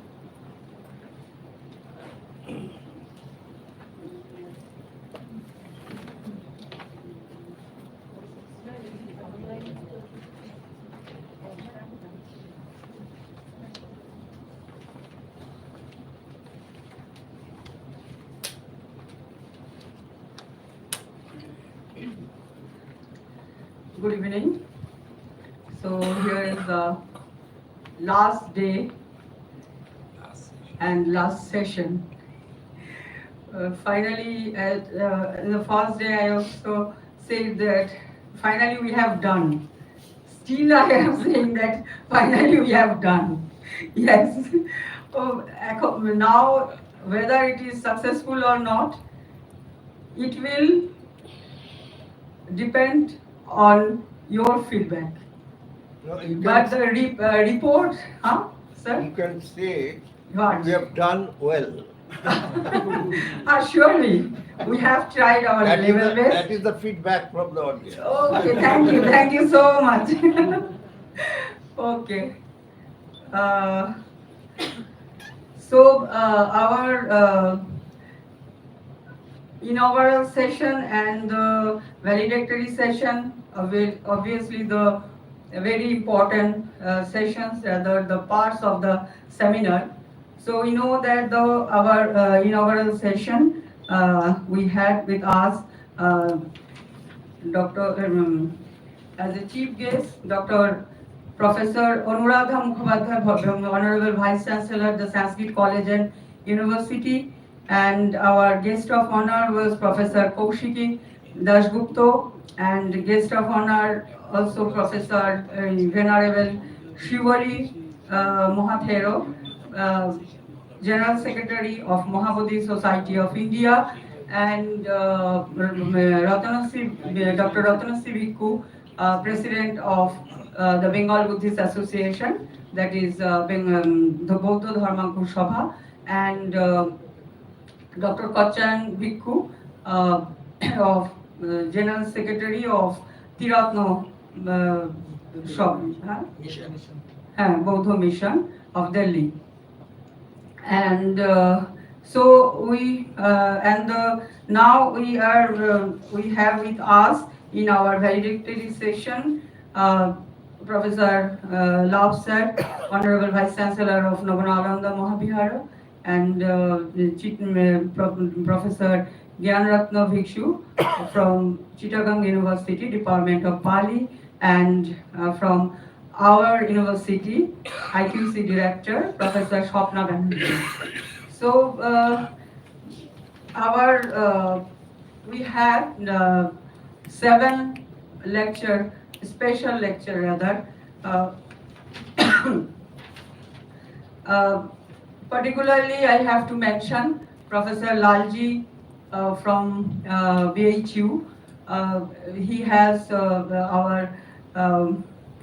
is our rather keynote speaker, and his topic was on the history of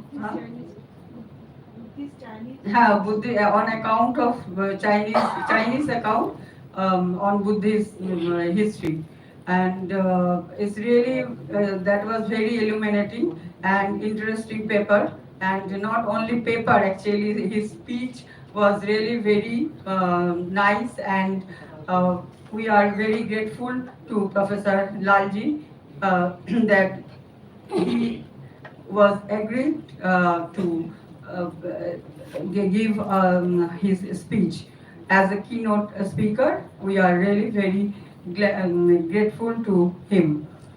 And then we had online lecture. We had 3 online lectures, 3 or 4. One special online lecture was from Sri Lanka. Professor Lenagala Srinivasa from Sri Lanka, who is the head of the Department of Sanskrit and former Dean Buddhist and Pali University of Sri Lanka, Pomagama. And today we had Professor Kenro Menowa, project leader and co-current professor, Graduate School of Humanities and Sociology, the University of Tokyo, Japan.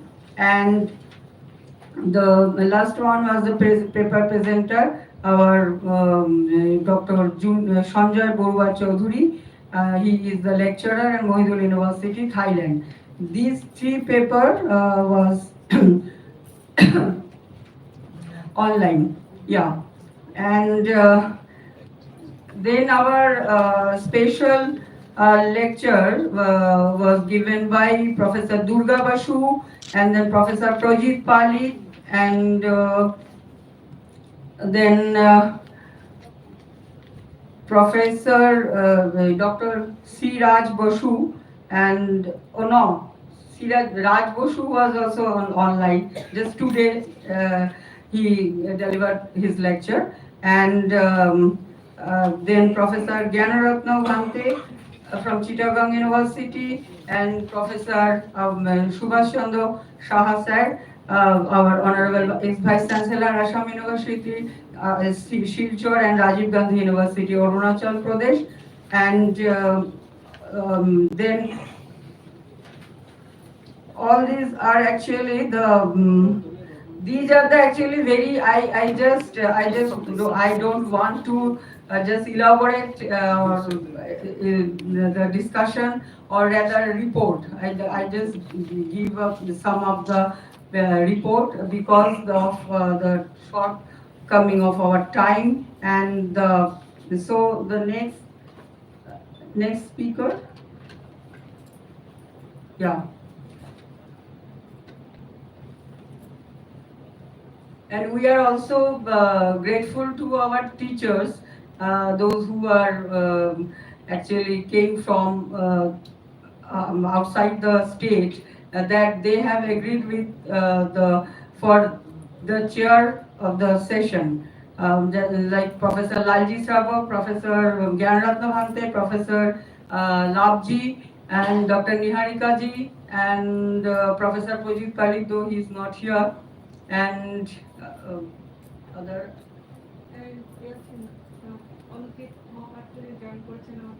Yes, yes, and all of declared with the vote of thanks. Actually, I am living for that part. Anyway, so this is the just some of the report, and so I just want to thank from my core of heart that all of you with us for the day, 2 days later. And now I request Dr.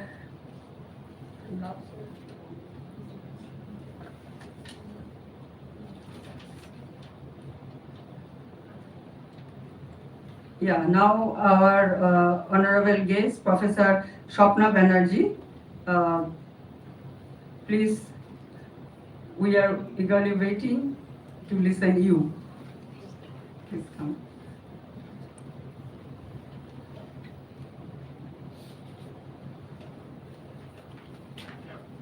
A very good afternoon to all of you. Respected Professor Love, respected Professor Gyanaratna ji. Yesterday we met Professor Love, and the honorable guests, teachers of the dais, and my respected colleague, Professor Shashwati, and Dr. Shati Guho, and the other dignitaries and the students, research scholars. It's a great privilege for me to come to this valedictory session and join with you in this 2-day international workshop on seminar on excavating Buddhist cultural heritage through Pali narratives. Actually, I'm not from the Department of Pali or Buddhist Studies, but I have a little exposure because so I may just add, I won't prolong my lecture, but I may just add some points. That is, I worked in Indian Museum in my start of my career, and so I came to know about the Buddhist statues, iconographies, and the altars and everything, and so I got a glimpse of Buddhism. And later, one of my research scholars did a very good work under me on the Buddhist monastic libraries of North Bengal. And so it was really, I appreciate his effort, and I brought some glimpse of these slides here, and I found that many Buddhist monasteries are not well known. Not well known. It's very confined. It's very closed. So for the tourists, people go to Darjeeling and Kalimpong everywhere, Karshiang, but they go often to only Bhutia Monastery or only to Durpin Monastery.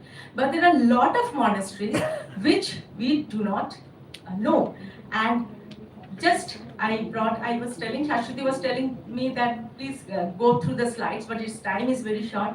But since the student has prepared a slide, I would like to just give a glance of those Buddhist monasteries and the data up to, he submitted his PhD, he's awarded already in 2013, and the data there, how many monks live there, what the libraries comprise of, what are the resources in the libraries, and what are the works the monasteries are doing there. I think it's a document. So I hope you will enjoy. Just skip on a little bit, okay? So I won't go to the introduction. These are in North Bengal, the Buddhist monasteries. Yes. Next, yes. Role you know all because you are very much experts than me. But host the various Buddhist ceremonies and the Buddhist festival, and this is a monastic information center. I think these are very, very important points.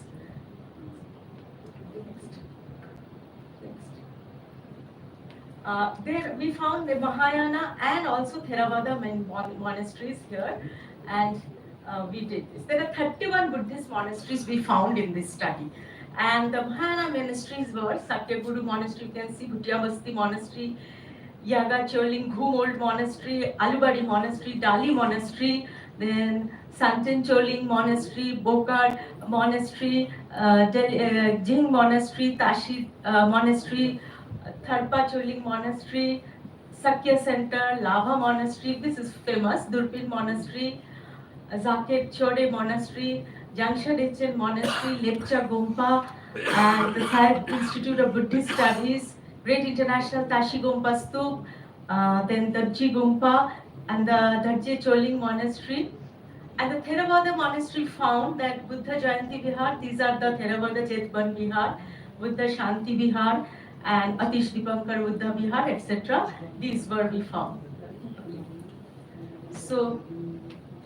So I just give the document, and we can see how old these are. Some are very old and some are very new one. So these are established in 1909, and next, yes. And this is established in 1878, and we got the whole document of the monastery. My student, he went there, stayed there, and did this work, and how it was built and how it is constructed, everything is given there.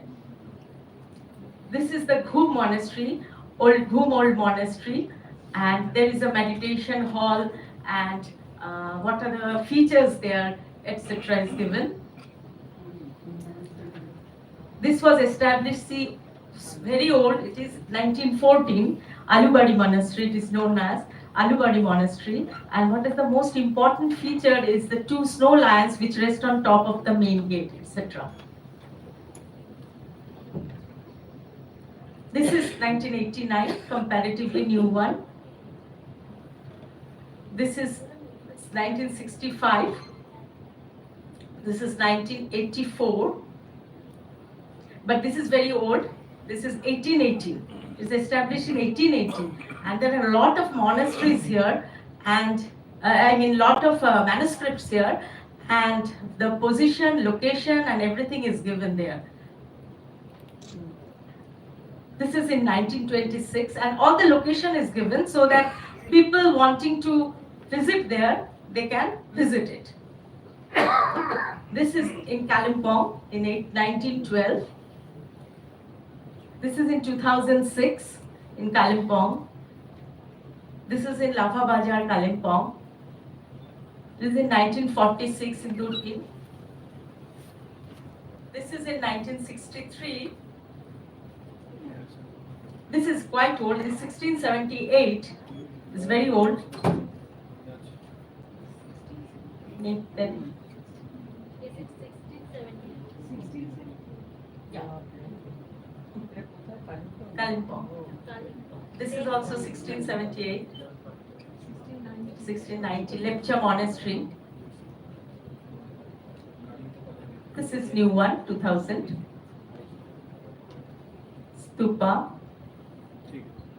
1836. 1836, yes. 1962.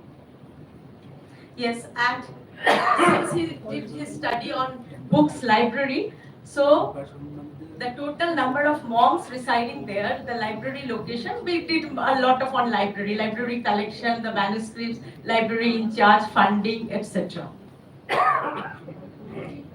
This also. Yes. Then we came to Theravada one. Yes, 1959, Buddha Jayanti Vihar. These are made in Siliguri and Darjeeling. I mean Jalpaiguri. It is in 1963. 1958, when it was found, everything is given here. History, etc. 1971. This is Buddha Shanti Vihar, Mainaguri, Jalpaiguri.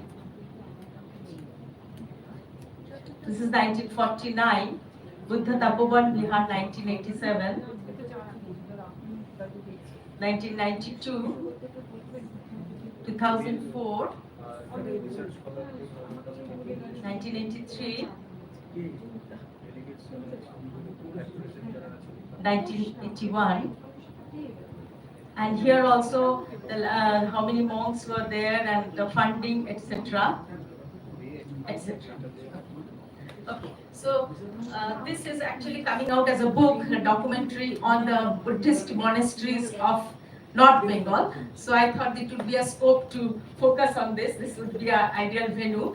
And therefore, you see, if the tourism is promoted, not only the Buddhist culture will be revived, but people will come to know of the rare manuscripts and the scholars, not only the people doing work on Pali or Buddhist studies, but the other scholars also will get a chance to delve into the depth of the rich treasures and revive themselves. So I think tourism must concentrate on these heritage things, and especially India's cultural heritage, and especially when the government is doing a lot to revive the cultural heritage.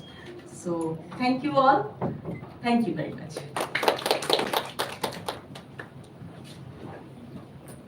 Thank you so much, ma'am. Now,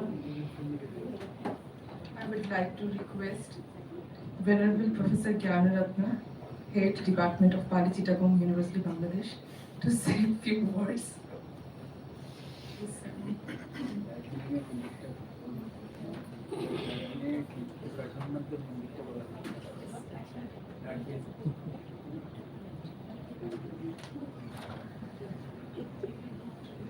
Thank you very much. I think just now the presentation, it was really very fantastic for me, but because just 1 week before I was in North Bengal.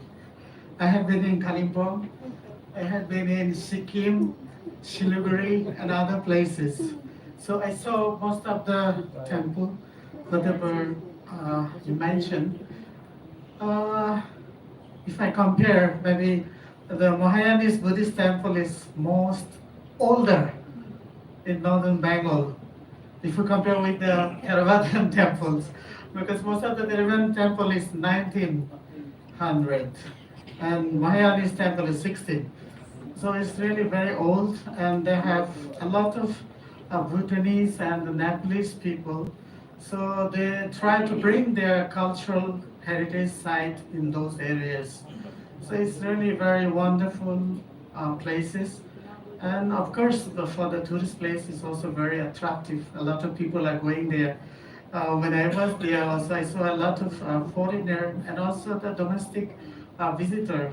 They are crowded in the Siliguri station. And all of them, they are going to the Kalimpong, they are going to Sikkim, they are going to Darjeeling. So it was a very enjoyable places, I think. Uh, Whatever I mentioned in my article also, in our country also, the government, I think all over the world, now the government is concerning about the culture of human beings. Not only the religion, but also the culture. Religion also influenced by the culture. But about the existing culture in each country, they have their religious views also.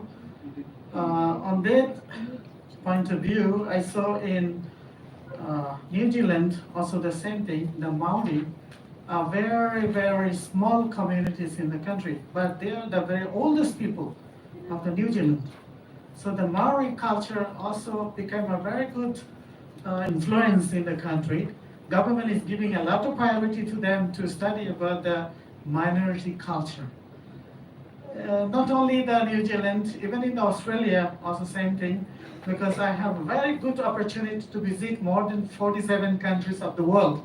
So I saw a lot of cultural views and cultural values of the society. So this is a very good initiative taken by the Indian government, also our country, the Bangladesh government.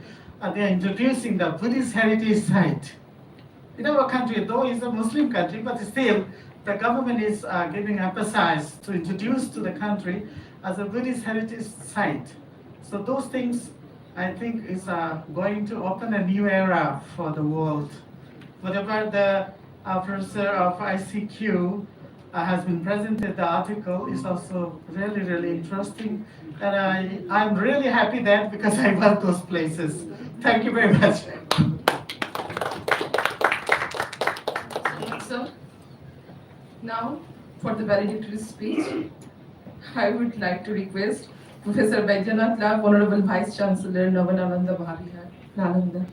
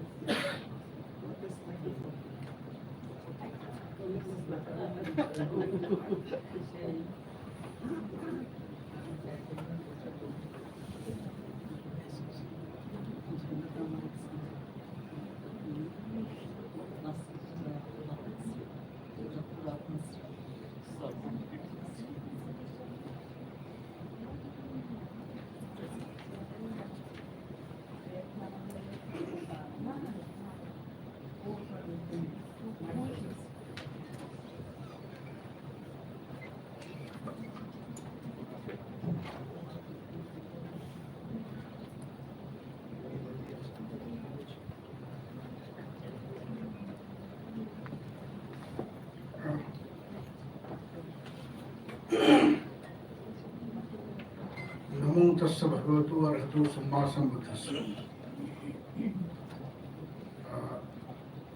Respected Professor Swapna Professor Gyanatunji, Professor Sahasab, Professor Ratnushriji, Professor Lalji, and all Professor Shastri, Madam, my namaskar to all. It was really a very happy and very pleasant experience to be here. Although I could not be, I was not able to present myself yesterday. I was in Calcutta University, and incidentally, both the departments of Pali and Buddhist Studies, they had the programs today and seminar the same days, and having only single body, one could be present at only one place. So I divided myself into two. Yesterday there, today here. And I am very happy that Professor Swapnaji is also here today with us. We shared the dais yesterday.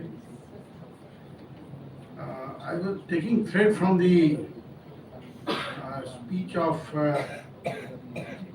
Professor Gyan Ratanji. Why there are richer monasteries of Mahayan and older also. See, when in the last decade of 12th century, Bharat witnessed a very bad phase, particularly in the context of Buddhism, with the invasion of Bakhtiyar Khilji. I don't know what sort of fanatic he was, but he did not spare even a single university. Nalanda, Udantpuri, Teladhak, Vikramshila, Jagatdal, Sompur, all these monasteries were destroyed one by one. Naturally, he could not have access to Himalayas. So there was no disappearance of Buddhism from the Himalayan part of our country. Since I have Central Institute of Buddhist Studies, deemed University Leh, also under my that is my additional charge, and I have widely visited monasteries of Ladakh.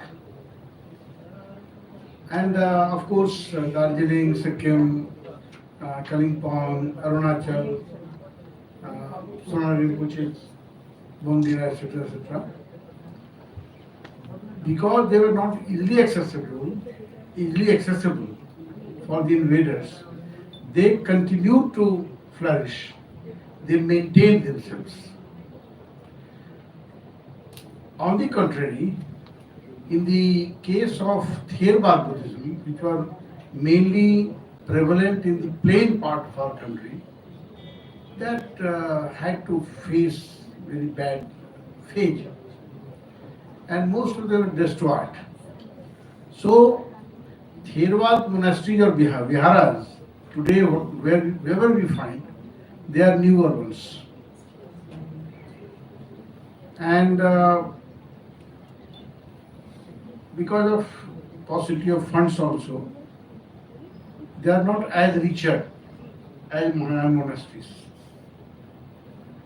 But anyway, as we have seen in the presentation of Professor Swapna Banerjee, she has given a glimpse of various monasteries. It is highly informative, very interesting, and it inspires our new generation that don't go simply for eating, sleeping, and making merry.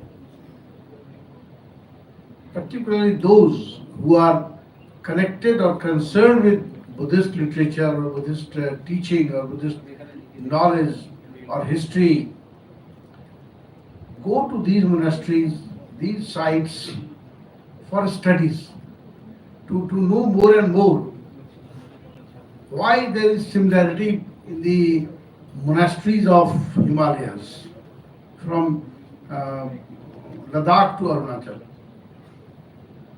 For a common man, you won't find much difference. A peculiar type of Himalayan sculpture or art style will be there. Why? There must be some points, some factors. They don't compromise with the Himalayan school of art. In other words, they maintain their art and culture. That is a matter of glory and pride. Similarly, in the case of Theravada Buddhist institutions or organizations or monasteries, although we have different schools or different streams of belief, in Maharashtra we find a different type of Buddhism. In UP, Uttarakhand, Himachal, lower part of, southern part of Himachal, in Bengal, even including Bangladesh, Tripura, we have a different types of culture, Buddhist culture and traditions. These varieties add beauty to Buddhism. And Buddhism is one and the same. We look at it from different angles, and that's why the Buddha was a single Buddha. He preached the same thing to all, but it is said that beauty lies in the eyes of beholders. How we perceive, how we interpret Buddhism. That gave birth to different schools, different traditions. That gave birth to development of Mahayana and different schools of Mahayana, Tantra, Sahajyan, etc., etc. So that way Buddhism, yesterday also I was speaking, that it was for the first time that during the time of reign of Ashoka, because of his philanthropic work and because of his concern for Buddhism, it crossed the boundaries of Bharat. And it went to different countries in Western Asia, Afghanistan, Iraq, Iran, etc., etc., Syria, Lebanon, etc.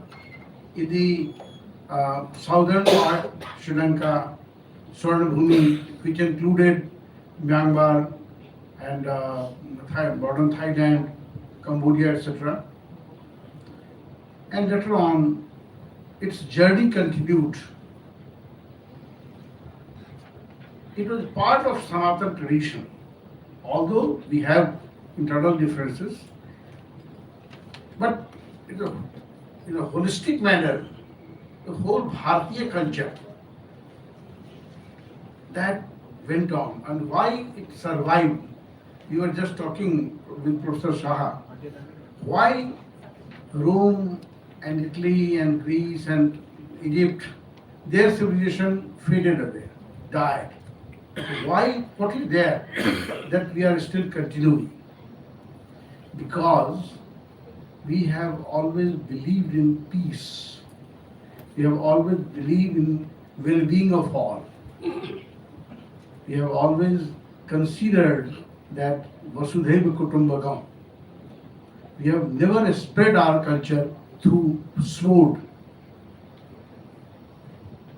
We have never converted or the people by force or by alluring them.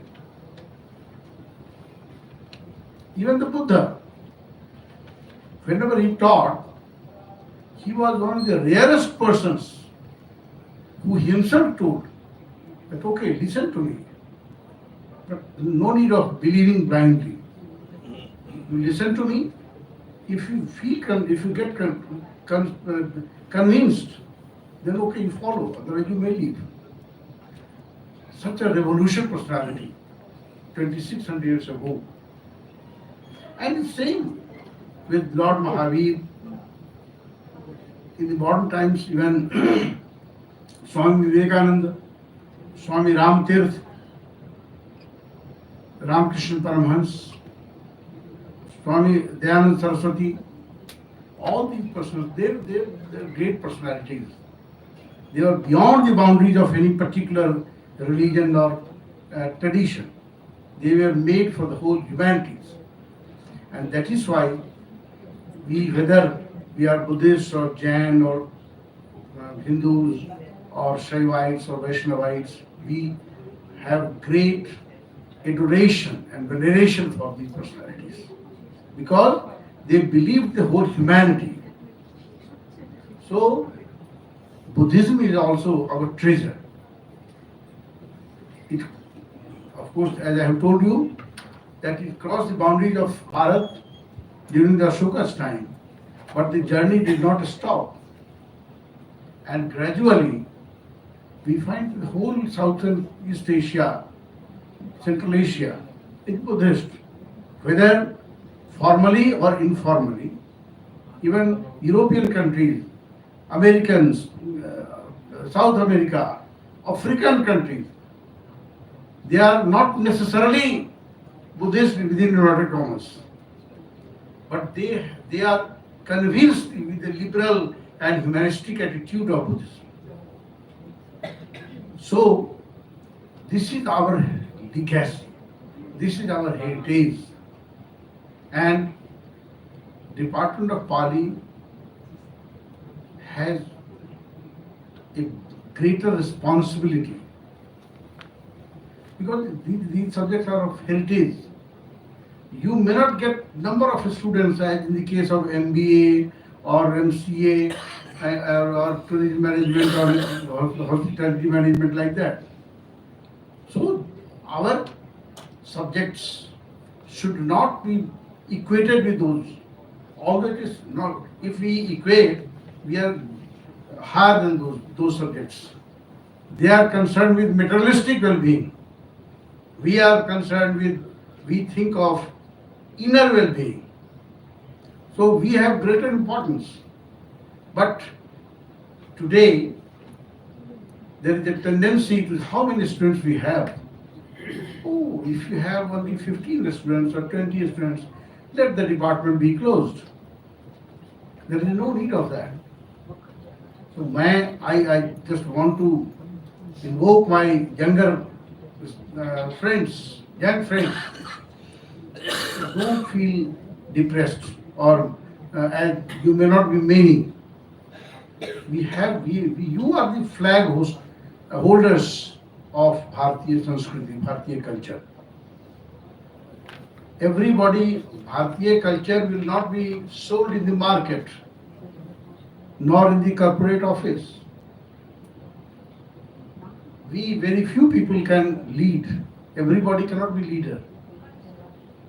So, with all those great ideas, a concern for whole humanity, we have to go ahead. We have to continue our journey, but that will be possible only when we study, we go to the original sources of Pali, Sanskrit, Tibetan, Chinese, wherever we find Buddhism, those literatures, Prakrit, Apabhransh, even Sahajyan, those literature are available in Apabhransh, and even the later languages. So if we do not know them, only translations will not help us, or secondary sources will not help us properly. So we must try to develop a habit of going to original sources. And Pali being a classical language of, although it has not been declared a classical language formally, but it is classical language, and these classics have to be saved. And that may be saved only when we develop interest in going to them, read them, to know the grammar, to know the sentence constructions. So that's why I am telling that the Department of Pali has a greater responsibility. You must have some papers on Pali grammar, Pali composition. Is it available at BA level in Calcutta University? Yes. Then it's fine. So for them also, the PG department has to prepare syllabus, how to guide them. Because PG department is not confined to PG department only. It has a bigger responsibility to see that the colleges are also running the courses. And regularly there should be, at regular intervals, there should be Board of Studies meeting. You should evaluate, you should have inspection, self-inspection, whether any particular paper or any area of studies is becoming cumbersome, or any particular area is being ignored particularly grammar and composition, because these days Pali is not spoken. So if we don't know that, you should have paper on composition. If it is available at graduate level, fine. If it is not, you should incorporate those things. So historical studies, of course, because Pali, it is Pali or Pali Triptych. Today there was a paper on At Bhathanani. How we come to know about those 8 places or 4 places? Those Pali literature inform us. So we must study that, and you have a greater responsibility. Calcutta University is the first university in our country to introduce Pali way back in 1906. This is history, and that cannot be changed. Yesterday also I was talking about Sir Ashutosh Mukherjee and Dr. Shyama Prasad Mukherjee. Both son and father and son, they gave a solid shape to a study of B.M. Barua. I was talking to somebody, Swapnaji. I took some snaps yesterday. Satish Chandra Vidyabhushan. How many of you know who was Satish Chandra Vidyabhushan? Just raise your hands. No, sir. Our young people, young friends, do you know who was Satish Chandra Vidyabhushan? He was the first MA in Pali in our country.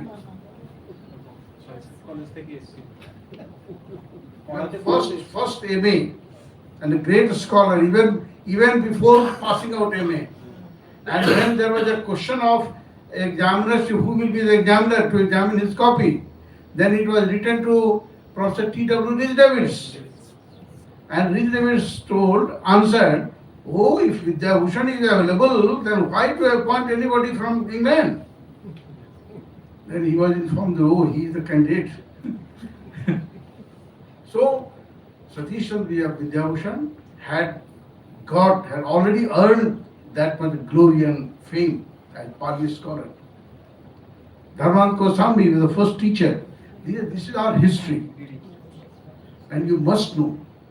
So if this aspect is lacking somewhere in your syllabus, even if it is not in the syllabus, you must sometimes talk to our students, have discussions on them, because this is our legacy. So I won't take much time, because usually what happens in the valedictory session, there is the least presence, and the people usually get so much tired and exhausted that they are not ready to listen to good words. And with these words, so I stop here only, and I extend my all congratulations from core of my heart to Professor Saraswati for this great endeavor, and thanks as well that you gave opportunity to me to be here with you. Thank you so much.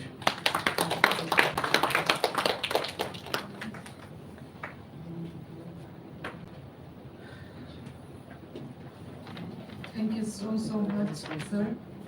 Now, for the President's field address, I would like to request Professor Swati Guha, Honorable Director, Institute of Language Studies and Research, Department of Higher Education, Government of West Bengal.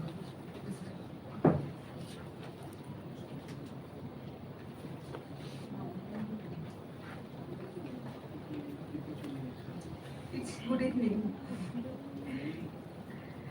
Good evening, everyone.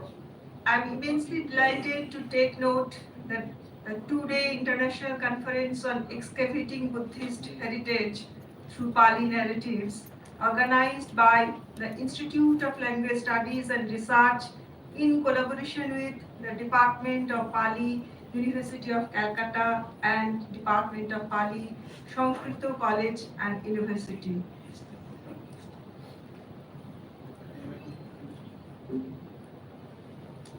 I would like to conclude it with it is a great success. This conference was attended by eminent national and international scholars who enlightened us on different aspects of the theme of this conference. ILSR is a research institute conducting advanced research in language and cultural history, and collaboratively we regularly conduct various events that have significant impacts on academia and the larger society. I'm sure that this conference generated a lot of interest among all of us on Buddhist heritage and the Pali language, and over the last 2 days, we were able to form a robust academic and civil society network which will help us in preserving the excavating Buddhist heritage through Pali scholarship.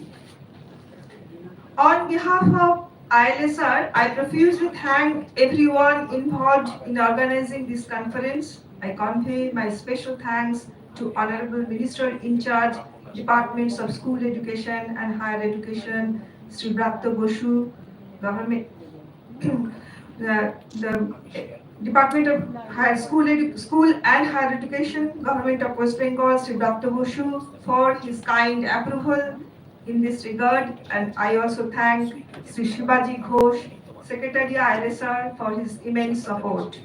My heartfelt thanks also to the West Bengal Higher Education Council and the University of Calcutta and Sanskrit College and University for making this conference possible. Let us begin our tomorrow with great hope and promise. Thank you all. Thank you.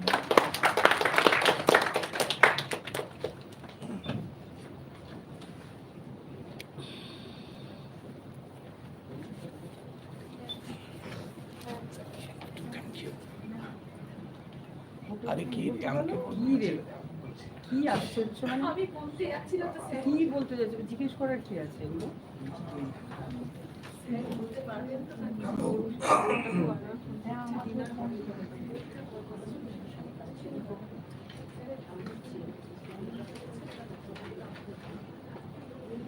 every seminar on every occasion means celebration of the occasion, and through conveying our thanks to all the participants, we actually celebrate that occasion. And likewise, in this valedictory section, I have been entrusted to deliver the vote of thanks. Though I don't know, my name was not announced. I came along because it's my nature. Because program is yours. So how can you? It's our program. It's Yeah, our we need to program. announce it. Yeah. We need to announce anything. Exactly. It's our That's the thing. program. That's the thing. Exactly. It's our program, and we need to thank Yes. each one Yes. and everyone. Yes. Okay. First of all, Institute of Language Studies and Research, Department of Higher Education, Government of West Bengal, in collaboration with Department of Pali, University of Calcutta, and Department of Pali, the Sanskrit College and University, has dared to organize a seminar. And it was dared at the most because it's an international seminar. Within probably 2 or 3 weeks time that we have organized. Within 2 weeks time that we have organized a truly international seminar, and we thank all those participants from onshore and offshore, because in the registered program chart, whoever has been mentioned to deliver a special lecture or whatever it may be, nobody has turned down their chances, or nobody has said anything in negative, and everybody has participated wholeheartedly. First of all, I must thank on behalf of the team, Government of West Bengal, because all the three institutes are product of Government of West Bengal. So Government of West Bengal has practically given us free hand to do whatever we like to do and organize this thing, bring people from all over the country and from also outside the country to interact on the prospect of tourism and Buddhism in Bengal in particular. In our inaugural session, we had Mongolacharan by Venerable Kochayana Thero from New Delhi. The inaugural session, the chief guest of the inaugural session was Professor Anuradha Mukhopadhyay, Honorable Vice Chancellor of the Sanskrit College and University. We would like to thank her for her participation despite her illness. She has turned here and has stayed with us. Professor Kaushiki Dasgupta, Honorable Vice Chairman of West Bengal State Council of Higher Education, has also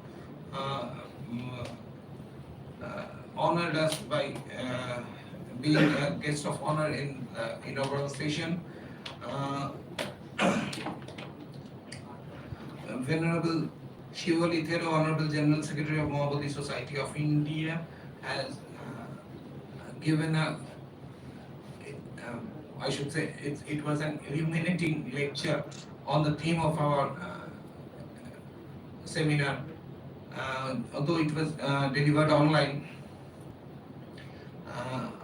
today we have with us Venerable Ratnasri, who is the president of Bengal Buddhist Association. He also delivered his short and valuable speech on the inaugural session through online. Venerable Kochayana Thero from New Delhi, Triratna Mission, has also delivered his short and well addressed lecture. We thank all these venerable monks from the core of our heart for enlightening us and for making the occasion divine. Actually, we always need blessings from the monk community, from the nun community to practically organize a good seminar on Buddhism. Professor Lalji, the eminent Pali and Chinese Buddhist scholar from Benar Sindhu University, Department of Pali and Buddhist Studies, has kindly delivered the keynote address. We would like to thank him. Professor Lenagala Srinivasa from the Department of Sanskrit, he is currently the head of the Department of Sanskrit, and he was formerly the Dean of Buddhist and Pali University of Sri Lanka, situated at Homogamo. Professor Durga Bushu, currently the director of IBMR and former professor of Department of Archaeology, University of Calcutta, has also, both of them have given lectures, special lectures on Sri Lanka and scope for cultural tourism in Buddhist sites of West Bengal.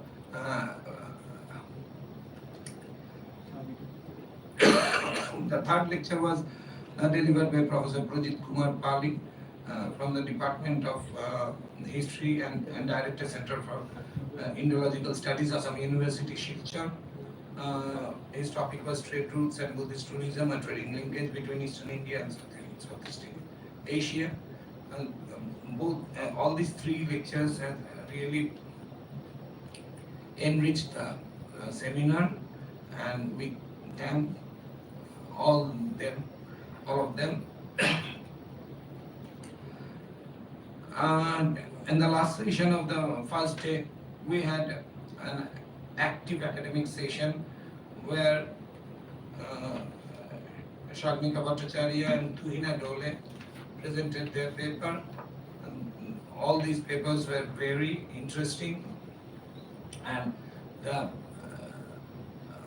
learned professors who are present here also encouraged them to write more and study more so that they can prepare more such papers.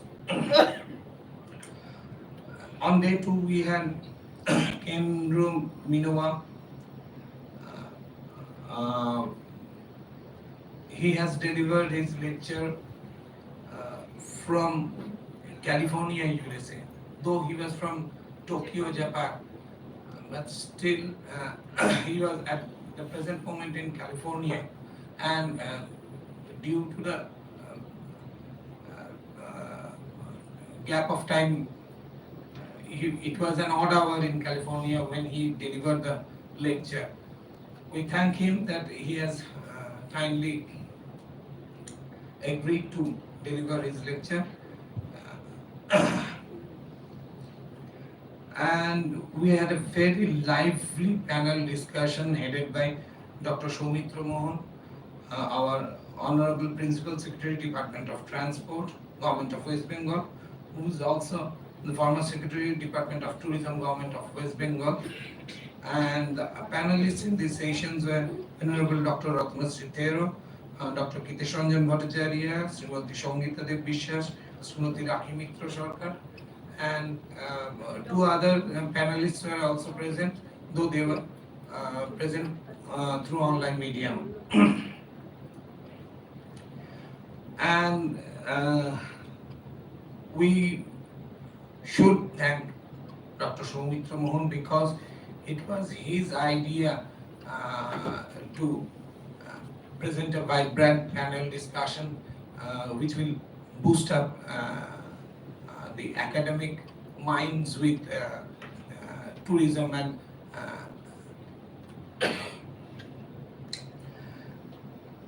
practical purposes. The panel discussion was so lively that it exceeded its time limit, and still the discussions were going on when it has to be stopped due to all the appointments of Dr. Soumitra Mohan, who was very busy in his government duties. Next we had online presentation of Sri Raj Bosu. We thank Raj Bosu for his deliberation and Venerable Professor Gyanaratna, who has really enlightened us on the Buddhist sides of Bangladesh through his lectures. Professor Subhash Chandra Shah has given us an insight into the works of the British engineers and archaeologists, which has really helped us in reviving our Buddhist tradition and culture. We thank Professor Shah. And in the last academic session, we had paper presentation by Dr. Sanjay Barua Chaudhary, who is a lecturer at Mahidol University, Thailand. Delivered his lecture online. We would like to thank him also.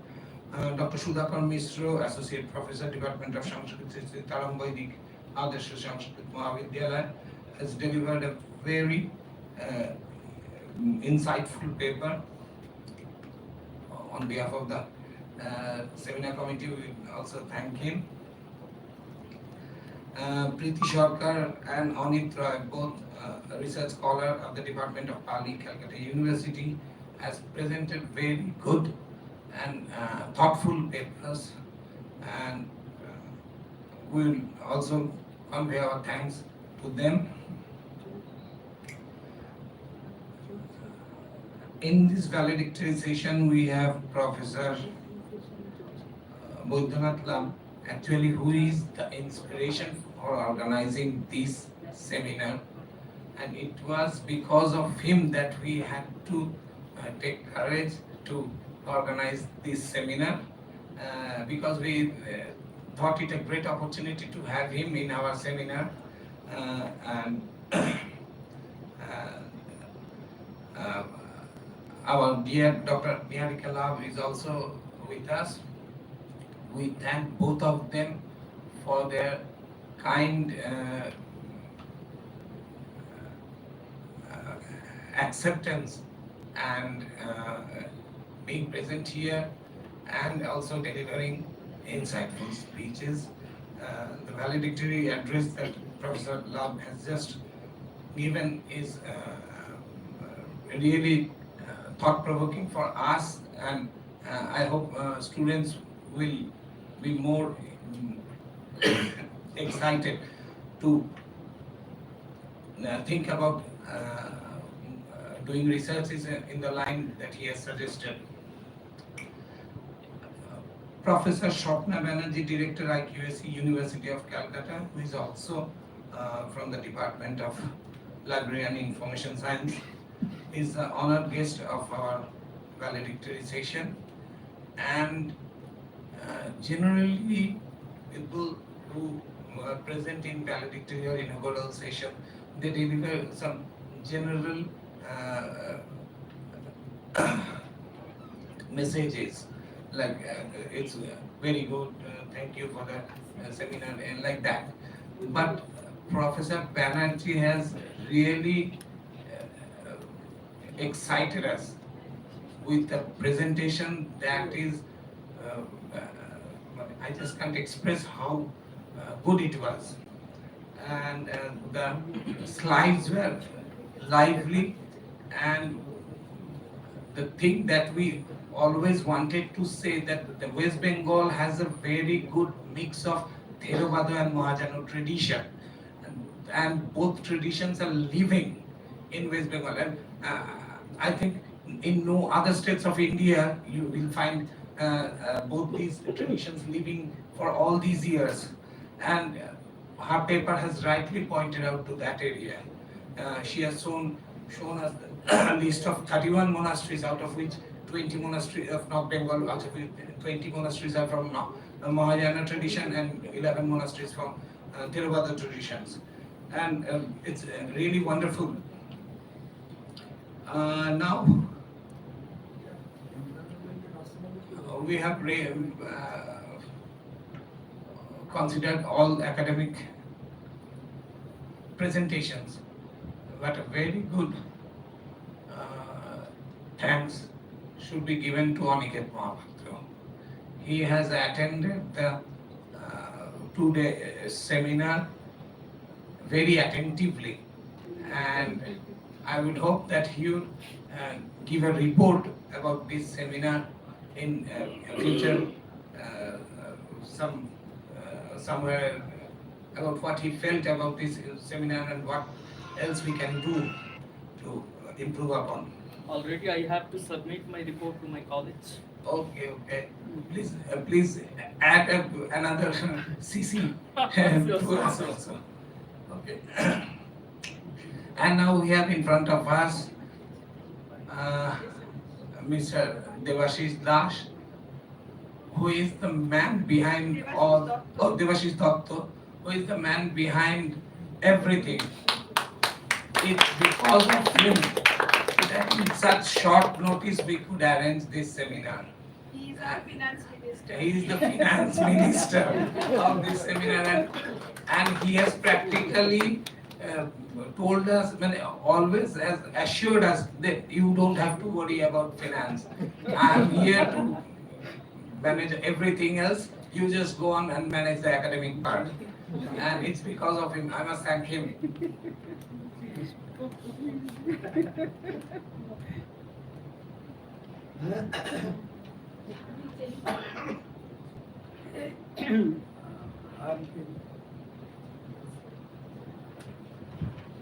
Personally, I'm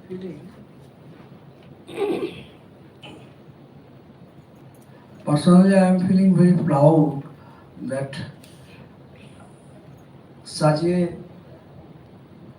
international seminar has been conducted by ILSR and Department of Pali, University of Calcutta, with a very short time and Sanskrit University is a very short time and well organized manner with a very few strength of manpower.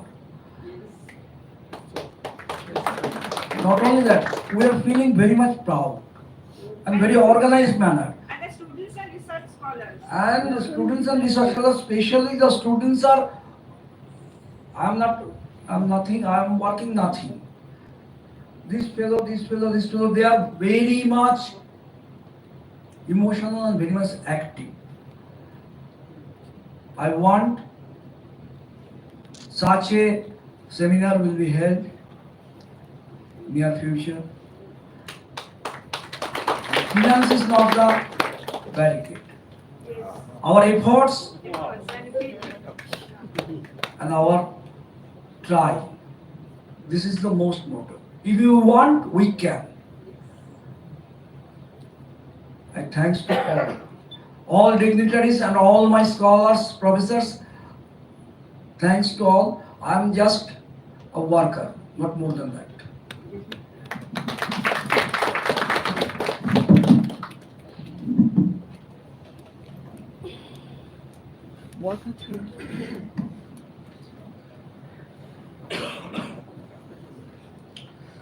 I would also like to thank Mr. Todit Rai of Mohabodi Society and Dr. Sujit Kumar Borua, the Registrar of Heritage Institute, who have been with us all through the day today through online mode, and they have carefully listened to all the deliberations. And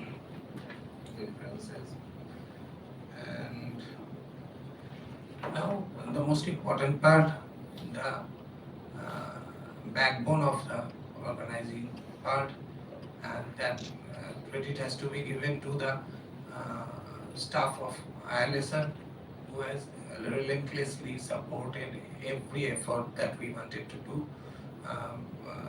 I'm not in a position to utter their name because I don't know their name, but I can recognize them because I have seen them so many times doing so many things. A few names only I can utter, but there's a risk that many of other names might not be included in the list, and they might get hurt.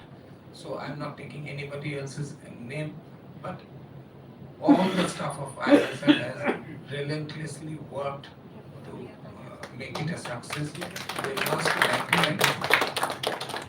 And last but not the least, our students, both of the universities, students of both the universities, the undergraduate students of Sanskrit College and University, since we do not have PG, so we didn't have any PG students here, and the PG and research fellows of Calcutta University, since Calcutta University do not have UG, so they didn't have any UG students here.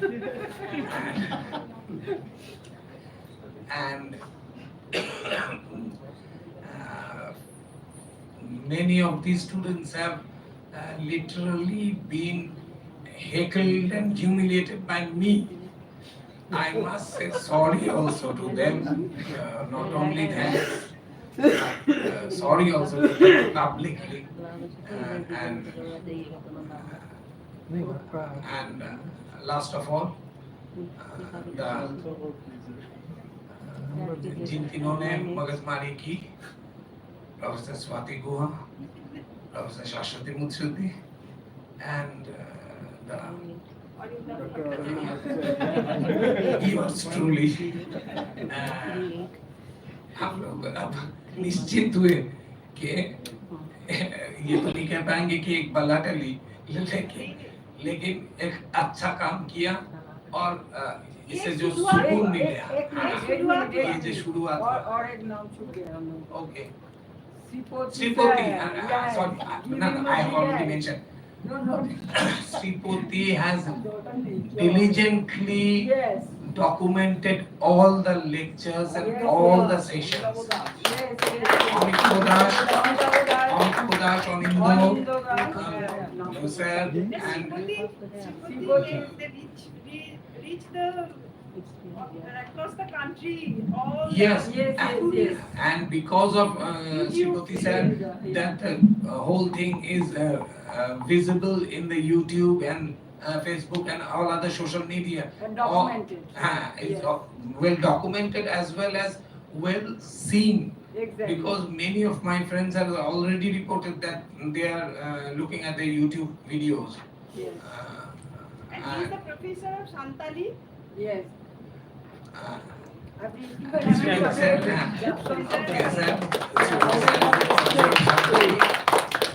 Amitabh sir is professor of Bengali and Anita sir is professor of English. All of them. And also Shobhan Tarokdar, who has designed our publicity materials. We would like to thank all of them.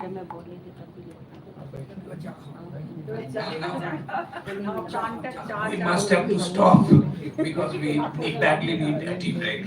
Thank you.